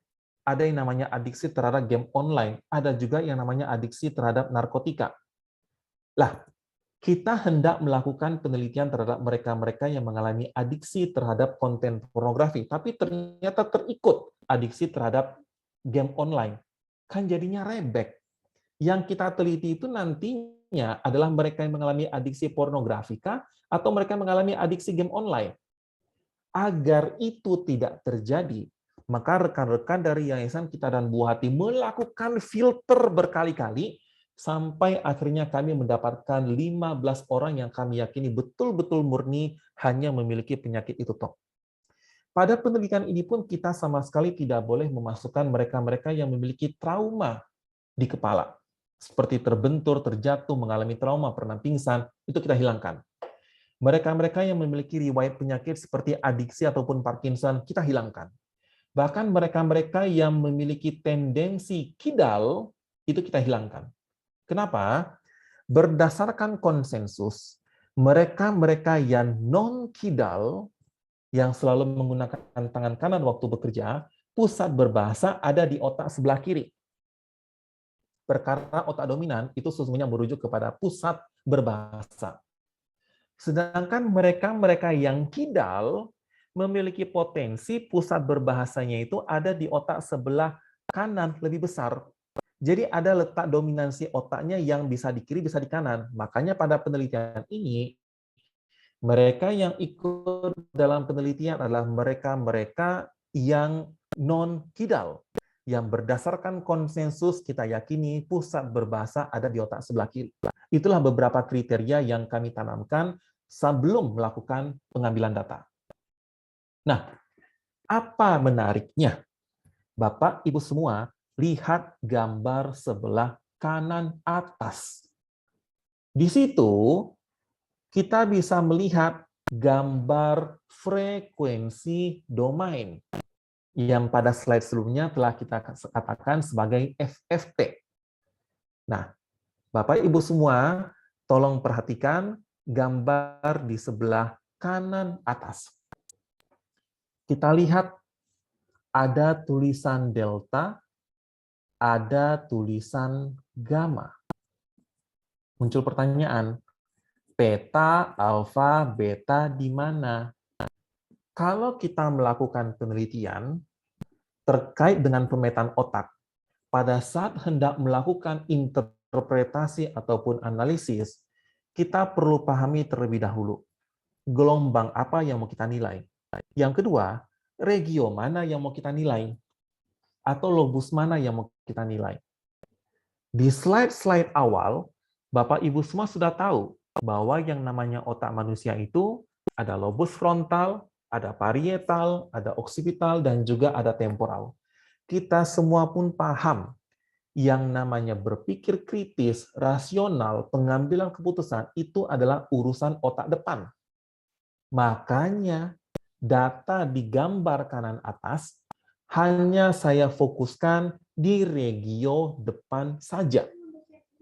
Kita tidak berbicara apa yang terjadi di bagian temporal, kita tidak berbicara apa yang terjadi di bagian oksipital. Kita fokus saja pada apa yang terjadi di otak bagian depan. Bapak Ibu semua pun juga tahu apa perbedaan antara warna biru dan warna merah. Semakin berwarna biru, artinya semakin tidak dominan. Semakin berwarna merah, artinya semakin dominan. Dari gambar ini secara sederhana, Bapak Ibu semua bisa melihat mereka-mereka yang berada pada kelompok adiksi terhadap konten pornografi memiliki dominansi gelombang delta dan juga gelombang gamma di otak bagian depannya. Hal yang tidak kami temukan pada mereka-mereka yang tidak adiksi. Lalu muncul juga pertanyaan, kenapa menggunakan frekuensi domain? Kenapa kita melihat FFT-nya? Ayo, kita ingat lagi yang pertama.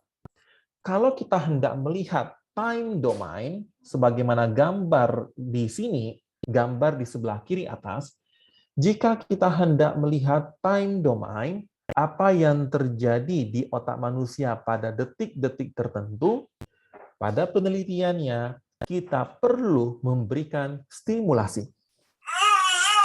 Tetapi Bapak Ibu semua tolong kembali ingat, dalam melakukan penelitian, selain ilmiah, kegiatannya itu haruslah etis.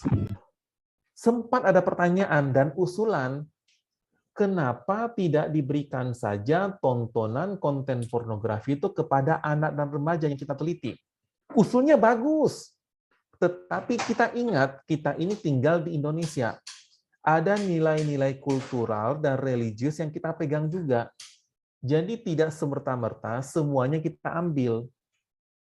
Memperlihatkan tontonan konten pornografi itu dianggap tidak etis. Tidak mungkin kami akan lolos ethical clearance kalau melakukan hal seperti itu. Sementara kita sedang memperjuangkan bagaimana anak dan remaja terhindar dari paparan konten pornografi, dalam penelitiannya kita lihatkan gambar bokep kan nggak make sense jadinya. Atas dasar itulah, penelitian ini kepada anak dan remaja tidak kita berikan stimulasi tontonan konten pornografi, walaupun itu sebetulnya yang paling oke. Tapi ingat, ilmiah boleh, etis harus dijaga. Maka solusinya apa? Kepada anak dan remaja, baik yang terindikasi adiksi ataupun yang tidak terindikasi adiksi, kita lakukan perekaman dalam kondisi resting state. Itu adalah kondisi di mana para partisipan tidak kita berikan stimulasi. Mereka hanya diminta untuk membuka mata dan menutup mata dengan rentang waktu yang sudah kita tentukan. Yang kita sebut sebagai go-no-go tasking lah. Kira-kira seperti itu. 5 detik buka mata, 5 detik tutup mata, 10 detik buka mata, 10 detik tutup mata, dan sebagainya. Dan berdasarkan metode seperti itulah, lalu kami analisis dapatnya sebagaimana gambar di sebelah kanan atas. Mereka yang terindikasi adiksi terhadap konten pornografi memiliki dominansi gelombang delta dan gamma di otak bagian depan. Sebelum kita berbicara, kenapa itu bisa terjadi? Saya ajak Bapak Ibu semua, kita lihat gambar sebelah kiri atas. Ini dia. Selain melakukan pemeriksaan fungsi otak dengan menggunakan elektroensefalografi, rekan-rekan para peneliti pun juga baik dari UIN ataupun dari UI, dan juga dari yayasan kita dan Buah Hati melakukan sebuah kuesioner kepada para partisipan. Kita melihat 2. Yang pertama menilai intelijensianya. Wechsler Intelligence Scale for Children. Yang kedua, kita nilai perilakunya. ASI, Adolescent Sexual Activity Index. Apa menariknya? Gambar di sebelah kiri WISC itu merujuk kemampuan dari intelijensianya, baik verbal ataupun performance. Gampangnya IQ lah kita sebut seperti itu, walaupun bukan IQ. Gampangnya seperti itu. Apa menariknya? Pada saat kita hendak melihat perbedaan kedua di antaranya, baik kelompok adiksi konten pornografi atau yang non-adiktif, kita tidak melihat perbedaan yang signifikan. Sama aja, gampangnya seperti itu. Tetapi menariknya di sini, pada saat dilakukan pemeriksaan menggunakan ASI, Adolescent Sexual Activity Index, Bapak Ibu semua tolong perhatikan, garis horizontal ini, vertikal ya ke atas ya, garis yang di sebelah kiri ini adalah jumlah orangnya. Sementara garis yang di bawah, ini mohon maaf tulisannya tidak jelas, gampangnya semakin ke arah kanan, semakin berat kondisinya. Semakin ke arah kanan, semakin berat. Semakin ke arah kiri, semakin ringan. Tetapi paling menariknya, Bapak Ibu semua tolong perhatikan warna diagram batangnya. Diagram batang berwarna orange adalah kelompok yang terindikasi adiksi terhadap konten pornografi. Sedangkan yang berwarna biru adalah kelompok yang tidak terindikasi adiksi terhadap konten pornografi. Dilihat dari gambar ini saja sudah ketahuan. Adolescent Sexual Activity Index ini contohnya adalah berpegangan tangan, berpelukan, berciuman, menghabiskan waktu bersama, bla bla bla, sampai melakukan hubungan koitus dan sebagainya. Semakin ke kanan, semakin berat.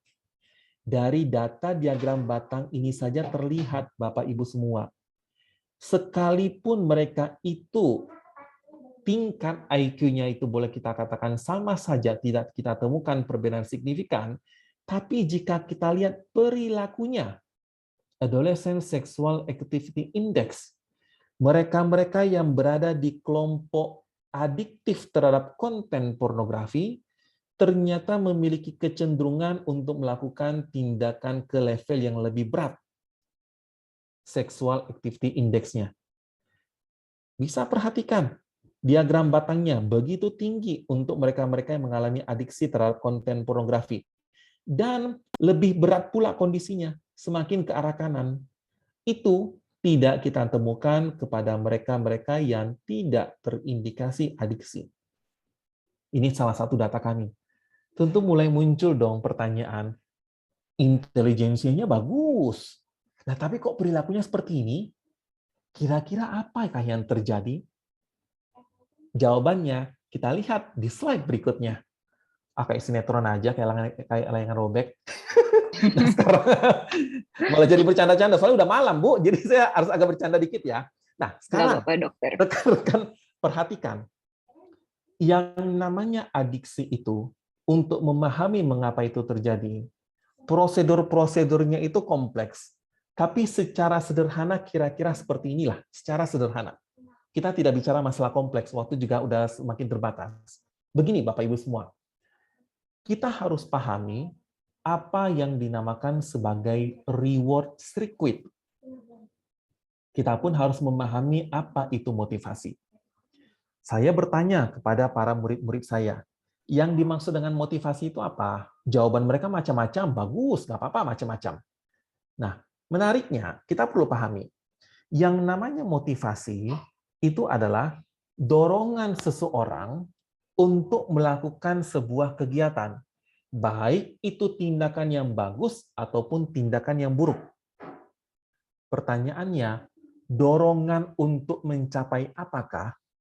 Jawabannya, motivasi itu adalah dorongan seseorang untuk melakukan sebuah kegiatan untuk terpenuhinya kepuasan. Poinnya di situ. Entah itu tindakan baik, entah itu tindakan buruk. Prinsipnya adalah terpenuhinya kepuasan. Lalu muncul pertanyaan, kenapa seseorang itu bisa merasakan puas? Rasa puas itu muncul dari mana? Jawabannya ini dia. Secara sederhana penjelasannya pada gambar di hadapan Bapak Ibu semua. Saat tubuh kita menerima sebuah stimulus, otak merespon. Pada saat itu, dari bagian otak yang dinamakan sebagai ventrotegmental area akan menghasilkan hormon yang dinamakan sebagai hormon dopamin. Dihantarkan ke otak depan, khususnya daerah otak yang dinamakan sebagai nucleus accumbens. Pada saat hormon dopamin itu diolah di otak depan itulah, muncul yang namanya sensasi kepuasan. Permasalahannya adalah, manusia itu ada satu sifat yang tidak ada batasnya. Salah satunya adalah kepuasan. Makanya kita kenal istilah orang serakah. Salah satu sifat manusia yang tidak ada batasnya adalah kepuasan. Manusia itu termotivasi untuk memenuhi kepuasannya. Sekarang, kita lihat kaitannya dengan konten pornografi. Ada satu hal yang mesti Bapak Ibu pahami. Penelitian-penelitian yang pernah dilakukan di negara Amerika Serikat, pada saat anak dan remaja diberikan gambar pornografi yang terlalu vulgar dari awal, perasaan mereka tuh justru rasa jijik. Itu yang terjadi. Jika sedari awal langsung blam, gambar konten pornografi yang sangat vulgar, reaksi pertama mereka tuh justru rasa jijik. Makanya kita tahu mereka-mereka yang mengalami adiksi terhadap konten pornografi itu sesungguhnya tidak langsung serta-merta nonton bokep. Dimulai dari hal yang perlahan-lahan terlebih dahulu. Kita ambil contohnya saja. Mohon maaf ini Bu Eli Risman dan Bu Dr. Gemilang, saya sampaikan dengan analogi yang apa adanya aja untuk memudahkan konsep ini.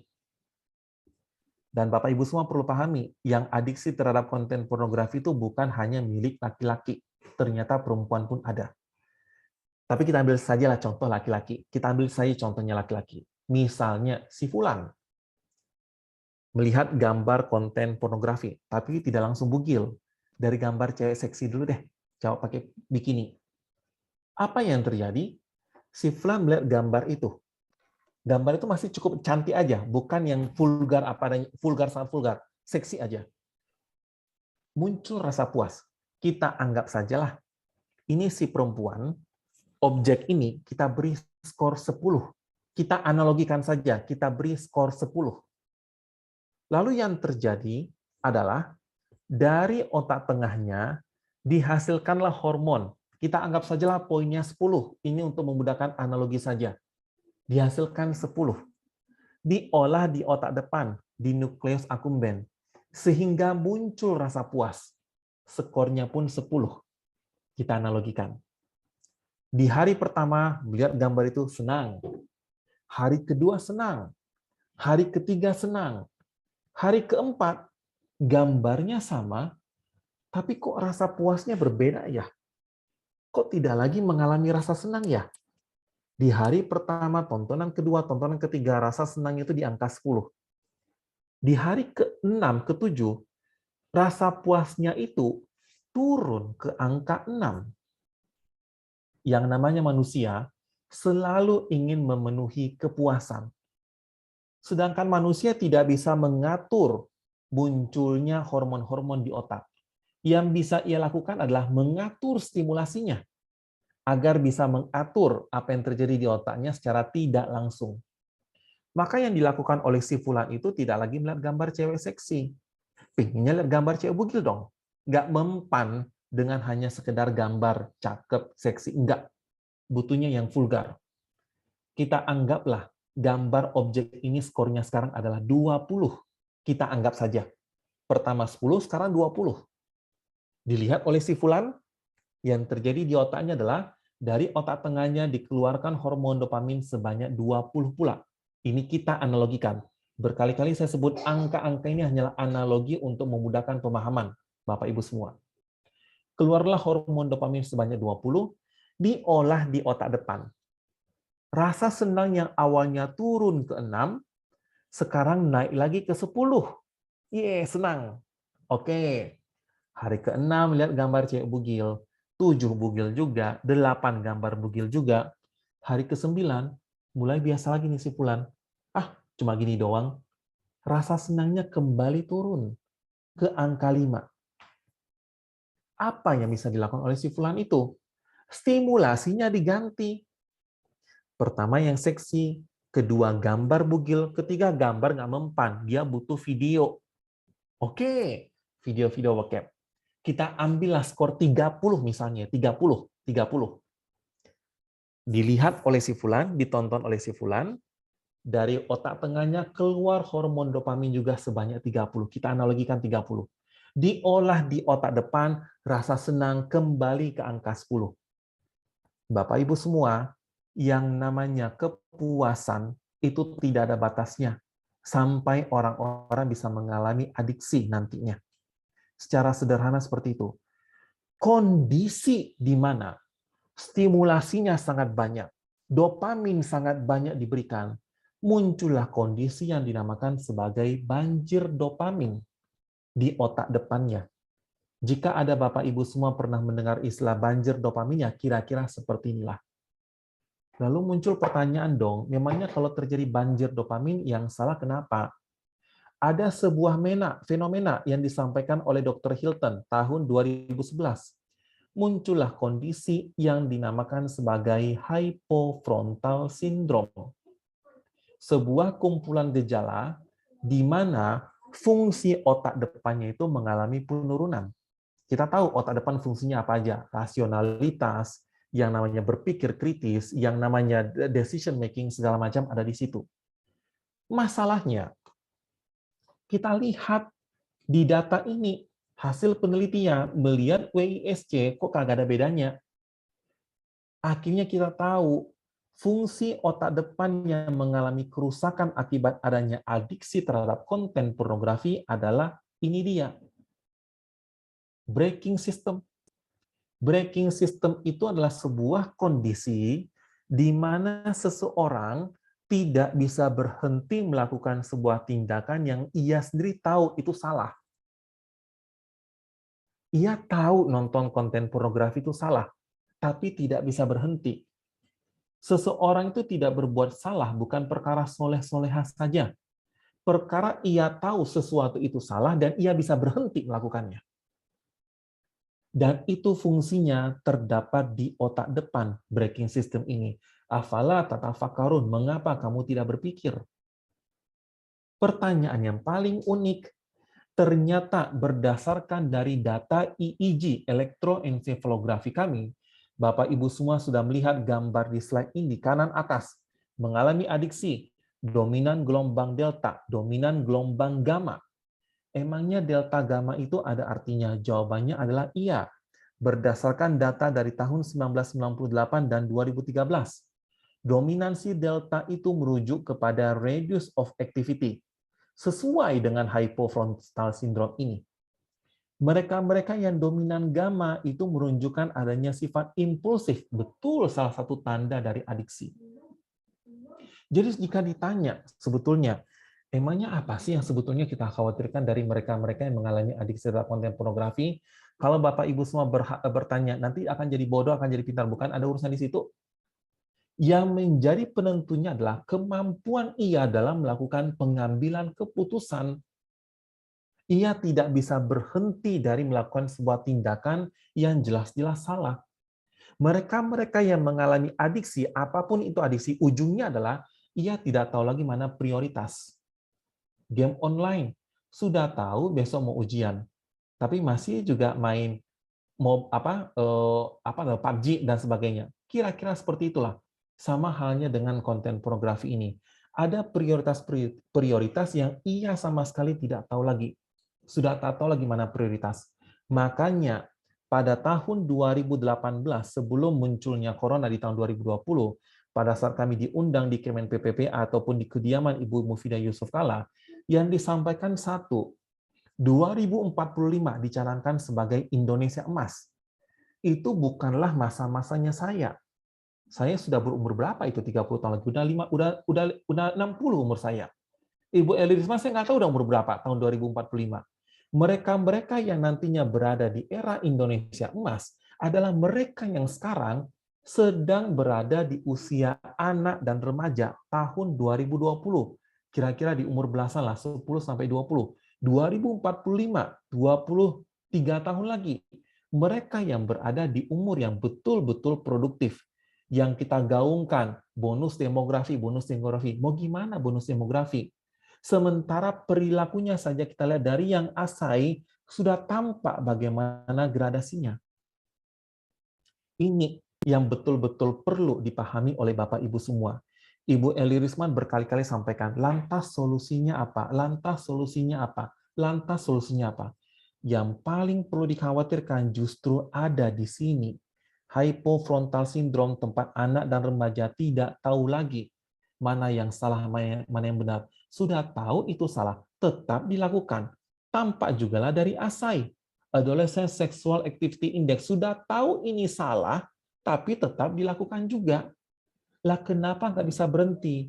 Kita tenggarai, kita curigai, fungsi otak depannya sudah rusak, sebagaimana yang dijelaskan oleh Dr. Donald Hilton. Ibaratnya mobil yang tertabrak, depannya sudah hancur. Kira-kira seperti itu. Dan inilah beberapa hasil penelitian kami di tahun 2020, saya lupa nih, 2022 apa 2021 ini nih, baru terbit lah. Kita melihat juga nih memang adanya dominasi gelombang delta. Ini adalah hasil penelitian sekunder. Ini juga hasil penelitian yang dilakukan oleh Dr. Pukovisa dan kawan-kawan. Kita juga bisa mengetahui adanya gangguan-gangguan verbal kepada mereka yang terindikasi adiksi terhadap konten pornografi. Dan inilah beberapa hasil instrumen-instrumen yang kami punya di Pusat Neuroscience. Kita punya EEG, Brain ECV, dan Human Eye Tracker. Harusnya sih, kalau kita tidak berbicara mengenai masalah etis, ini paling oke banget. Di Pusat Neuroscience UHAMKA juga kita punya Human Eye Tracker. Kita bisa melihat bagaimana atensi mata manusia. Contohnya saja nanti pada tontonan-tontonan, kita tidak mengetahui nih, anak dan remaja itu kalau nonton TV sebetulnya matanya mengarah kemana ya? Itu di layar monitor banyak gambar, matanya kemana sebetulnya? Untuk mengetahui di mana letak fokusnya, itulah kita perlu menggunakan Human Eye Tracker. Mudah-mudahan pada penelitian terkait adiksi pornografi, atau nantinya mungkin rekan-rekan dari KPPA bekerja sama dengan rekan-rekan dari Kemdikbud membuat buku pelajaran, ada gambar-gambar konten tertentu, sebetulnya anak-anak itu melihat kemana sih? Melihat pada tulisannya kah? Melihat pada gambarnya kah? Kalau gambar mana ya? Ini penelitian beberapa juga kami lakukan di Pusat Neuroscience UHAMKA pada saat para mahasiswa mengikuti online learning.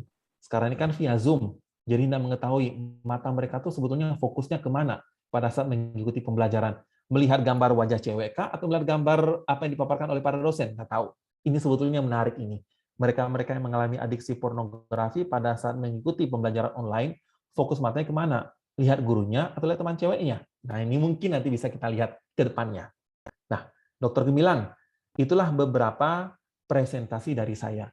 Mohon maaf, ini waktunya mungkin overtime. Mudah-mudahan apa yang dipaparkan pada malam ini bisa menambah khazanah pengetahuan lah kepada Bapak Ibu semua. Saya kembalikan kepada Dr. Gemilang. Terima kasih banyak Bu Eli Risman sudah mendukung kami selama ini, dan rekan-rekan dari YKBH dan juga Bapak Ibu semua dari Kementerian Pemberdayaan dan juga Perlindungan Anak. Saya kembalikan kepada Dr. Gemilang.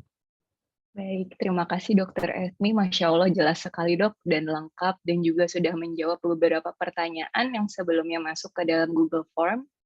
Ini mungkin kita buka sedikit aja ya dokter ya, karena waktu kita memang sangat terbatas. Ya, mata sudah bengkak nih. Baik dokter.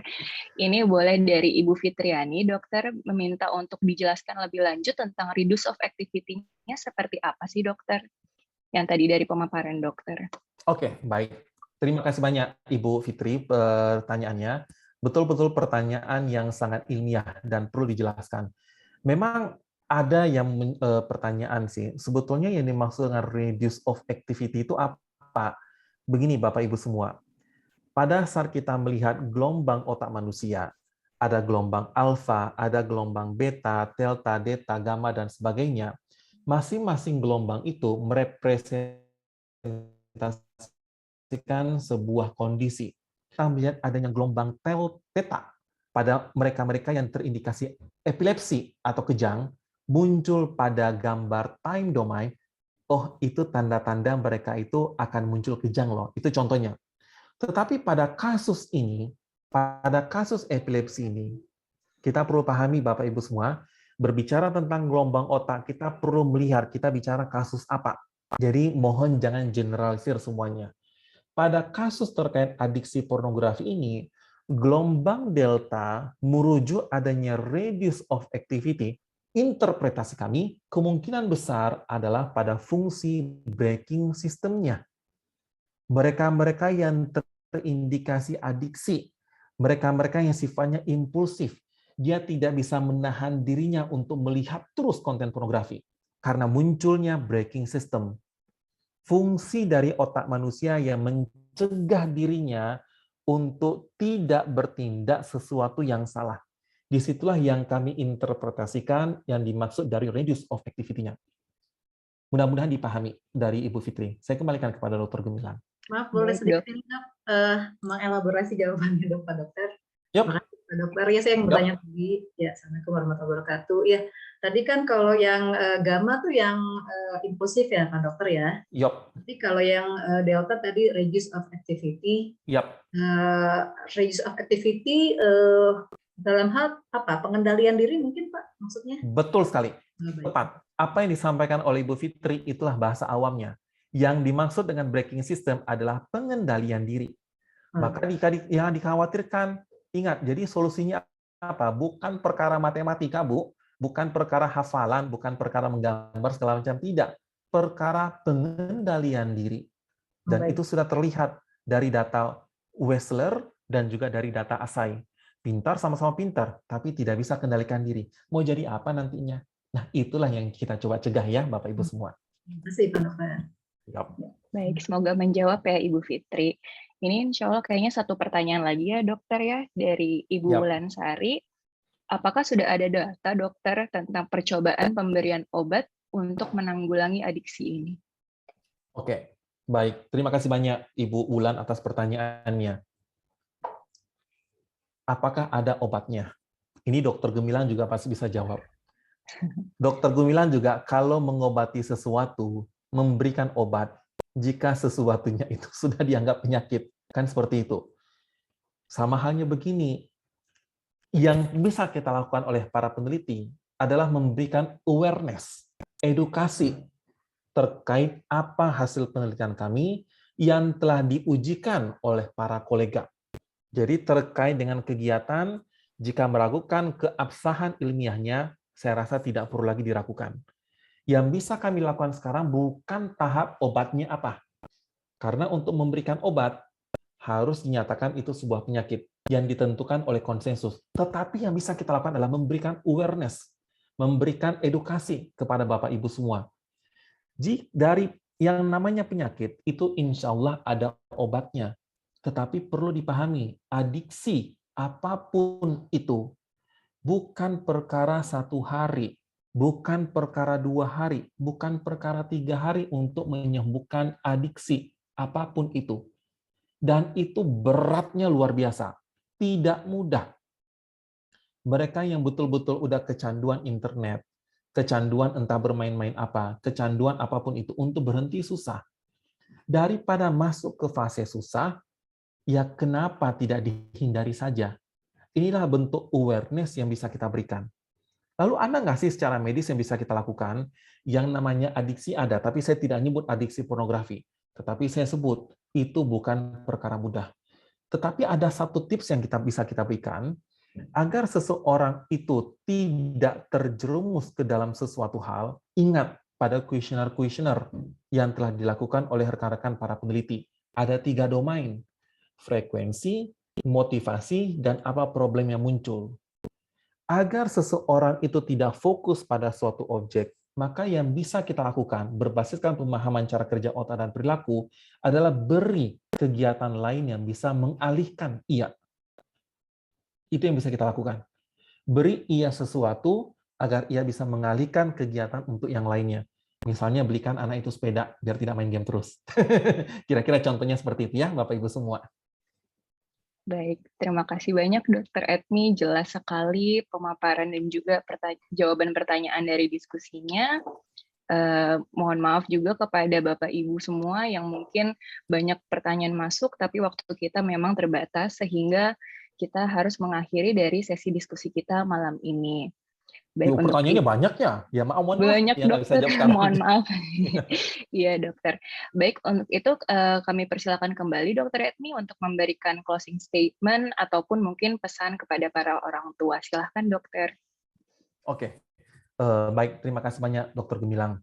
Bapak Ibu semua, dari hasil penelitian kami, salah satu yang kita dapatkan benang merah dan perlu menjadi pembelajaran adalah yang namanya dalam kehidupan itu bukan cuma perkara pintar aja kita butuhkan. Kita juga perlu yang namanya kemampuan mengendalikan diri. Sebagaimana tadi Ibu Fitra ini sudah sebut, yang kita sebut juga sebagai braking system. Pengendalian diri ini juga lah yang betul-betul berperan dalam kehidupan kita sehari-hari.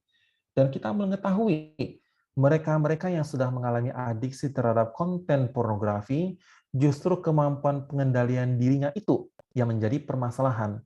Kita butuh yang namanya soft skill. Kita semua tahu itu. Dan salah satu yang terpenting adalah pengendalian dirinya. Maka agar kita bisa menata hidup, pesan saya, mungkin udah jauh-jauhi sajalah konten-konten pornografi itu. Kira-kira begitu untuk Bapak Ibu semua. Saya kembalikan kepada Dokter Gemilang. Baik, terima kasih kembali dokter. Bagus sekali dokter untuk closing statement-nya dan juga pesan kita semua ya, mungkin para orang tua untuk menjaga anak-anak kita. Baik, sebelum kita masuk ke penghujung acara, saya akan mempersilahkan Ibu Eli yang ingin memberikan sedikit mengajak kita untuk berdoa bersama. Silakan Ibu Eli. Terima kasih Dr. Gemilang. Terima kasih banyak Dr. Edmi. Ya, saya harap teman-teman semuanya cukup puas karena pertanyaan sudah masuk, sudah diaduk sedemikian rupa dalam penjelasan yang Dr. Edmi berikan. Semoga kita punya kesempatan lain yang barangkali cuma tanya jawab aja ya Dr. Edmi, nggak pakai penjelasan saking banyaknya pertanyaan diajukan oleh teman-teman. Baiklah teman-teman sekalian, segala lebih milik Allah, kekurangan adalah dari kami. Kami mohon maaf apabila ada yang kurang. Semoga kita bisa bertemu dalam penjelasan yang lain lagi dari tidak kalah menariknya dari Dr. Pukofisa. Teman-teman sekalian, di penghujung ini saya mau mengajak teman-teman berdoa. Nggak ada yang kenal dengan sahabat kami, saudara kita semua, Dr. Aisyah Dahlan kan ya. Beliau terbaring sakit di rumah sakit sudah hampir 10 hari. Mari untuk beliau kita bersama-sama membacakan Al-Fatihah dengan berdoa semoga Allah mengangkat penyakitnya, bisa kembali sehat, dan beliau dengan 5 anaknya, 2 di rumah sakit, 3 di rumah. Ya, untuk Dr.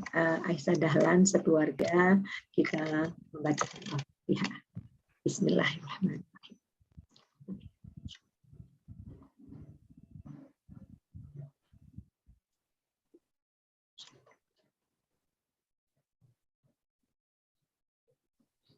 Terima kasih Ayah Bunda buat doanya yang ikhlas. Semoga Dr. Aisyah Dahlan segera sembuh kembali dan bisa beraktivitas dan kita nikmati lagi ilmunya. Sekali lagi terima kasih Dr. Edmi, terima kasih Gemilang. Saya kembalikan lagi kepada Gemilang. Terima kasih semuanya. Terima kasih ya Bu Eli Risman sudah mendukung selama ini. Terima kasih Dr. Edmi dan segala semangat dan bangga sama muda. Terima kasih Bunda Eli. Oke, baik. Alhamdulillah para hadirin yang berbahagia, akhirnya kita juga sampai pada penghujung acara malam ini. Semoga kegiatan ini bermanfaat untuk kita semua dan insya Allah kita akan bertemu kembali pekan depan sesi kedua pada tanggal 20 Februari jam 19.30 waktu Indonesia Barat dengan Dr. Pukofisa Prawiroharjo spesialis saraf konsultan dengan topik menyiapkan otak terbaik anak Anda. Atas nama RKR, Rumah Keluarga Risman, saya Gemilang, mohon maaf apabila ada kesalahan selama pelaksanaan acara kali ini. Saya pamit juga untuk undur diri dan menutup acara. Terima kasih banyak, selamat malam untuk Bapak Ibu semua. Assalamualaikum warahmatullahi wabarakatuh. Waalaikumsalam warahmatullahi wabarakatuh. Terima kasih.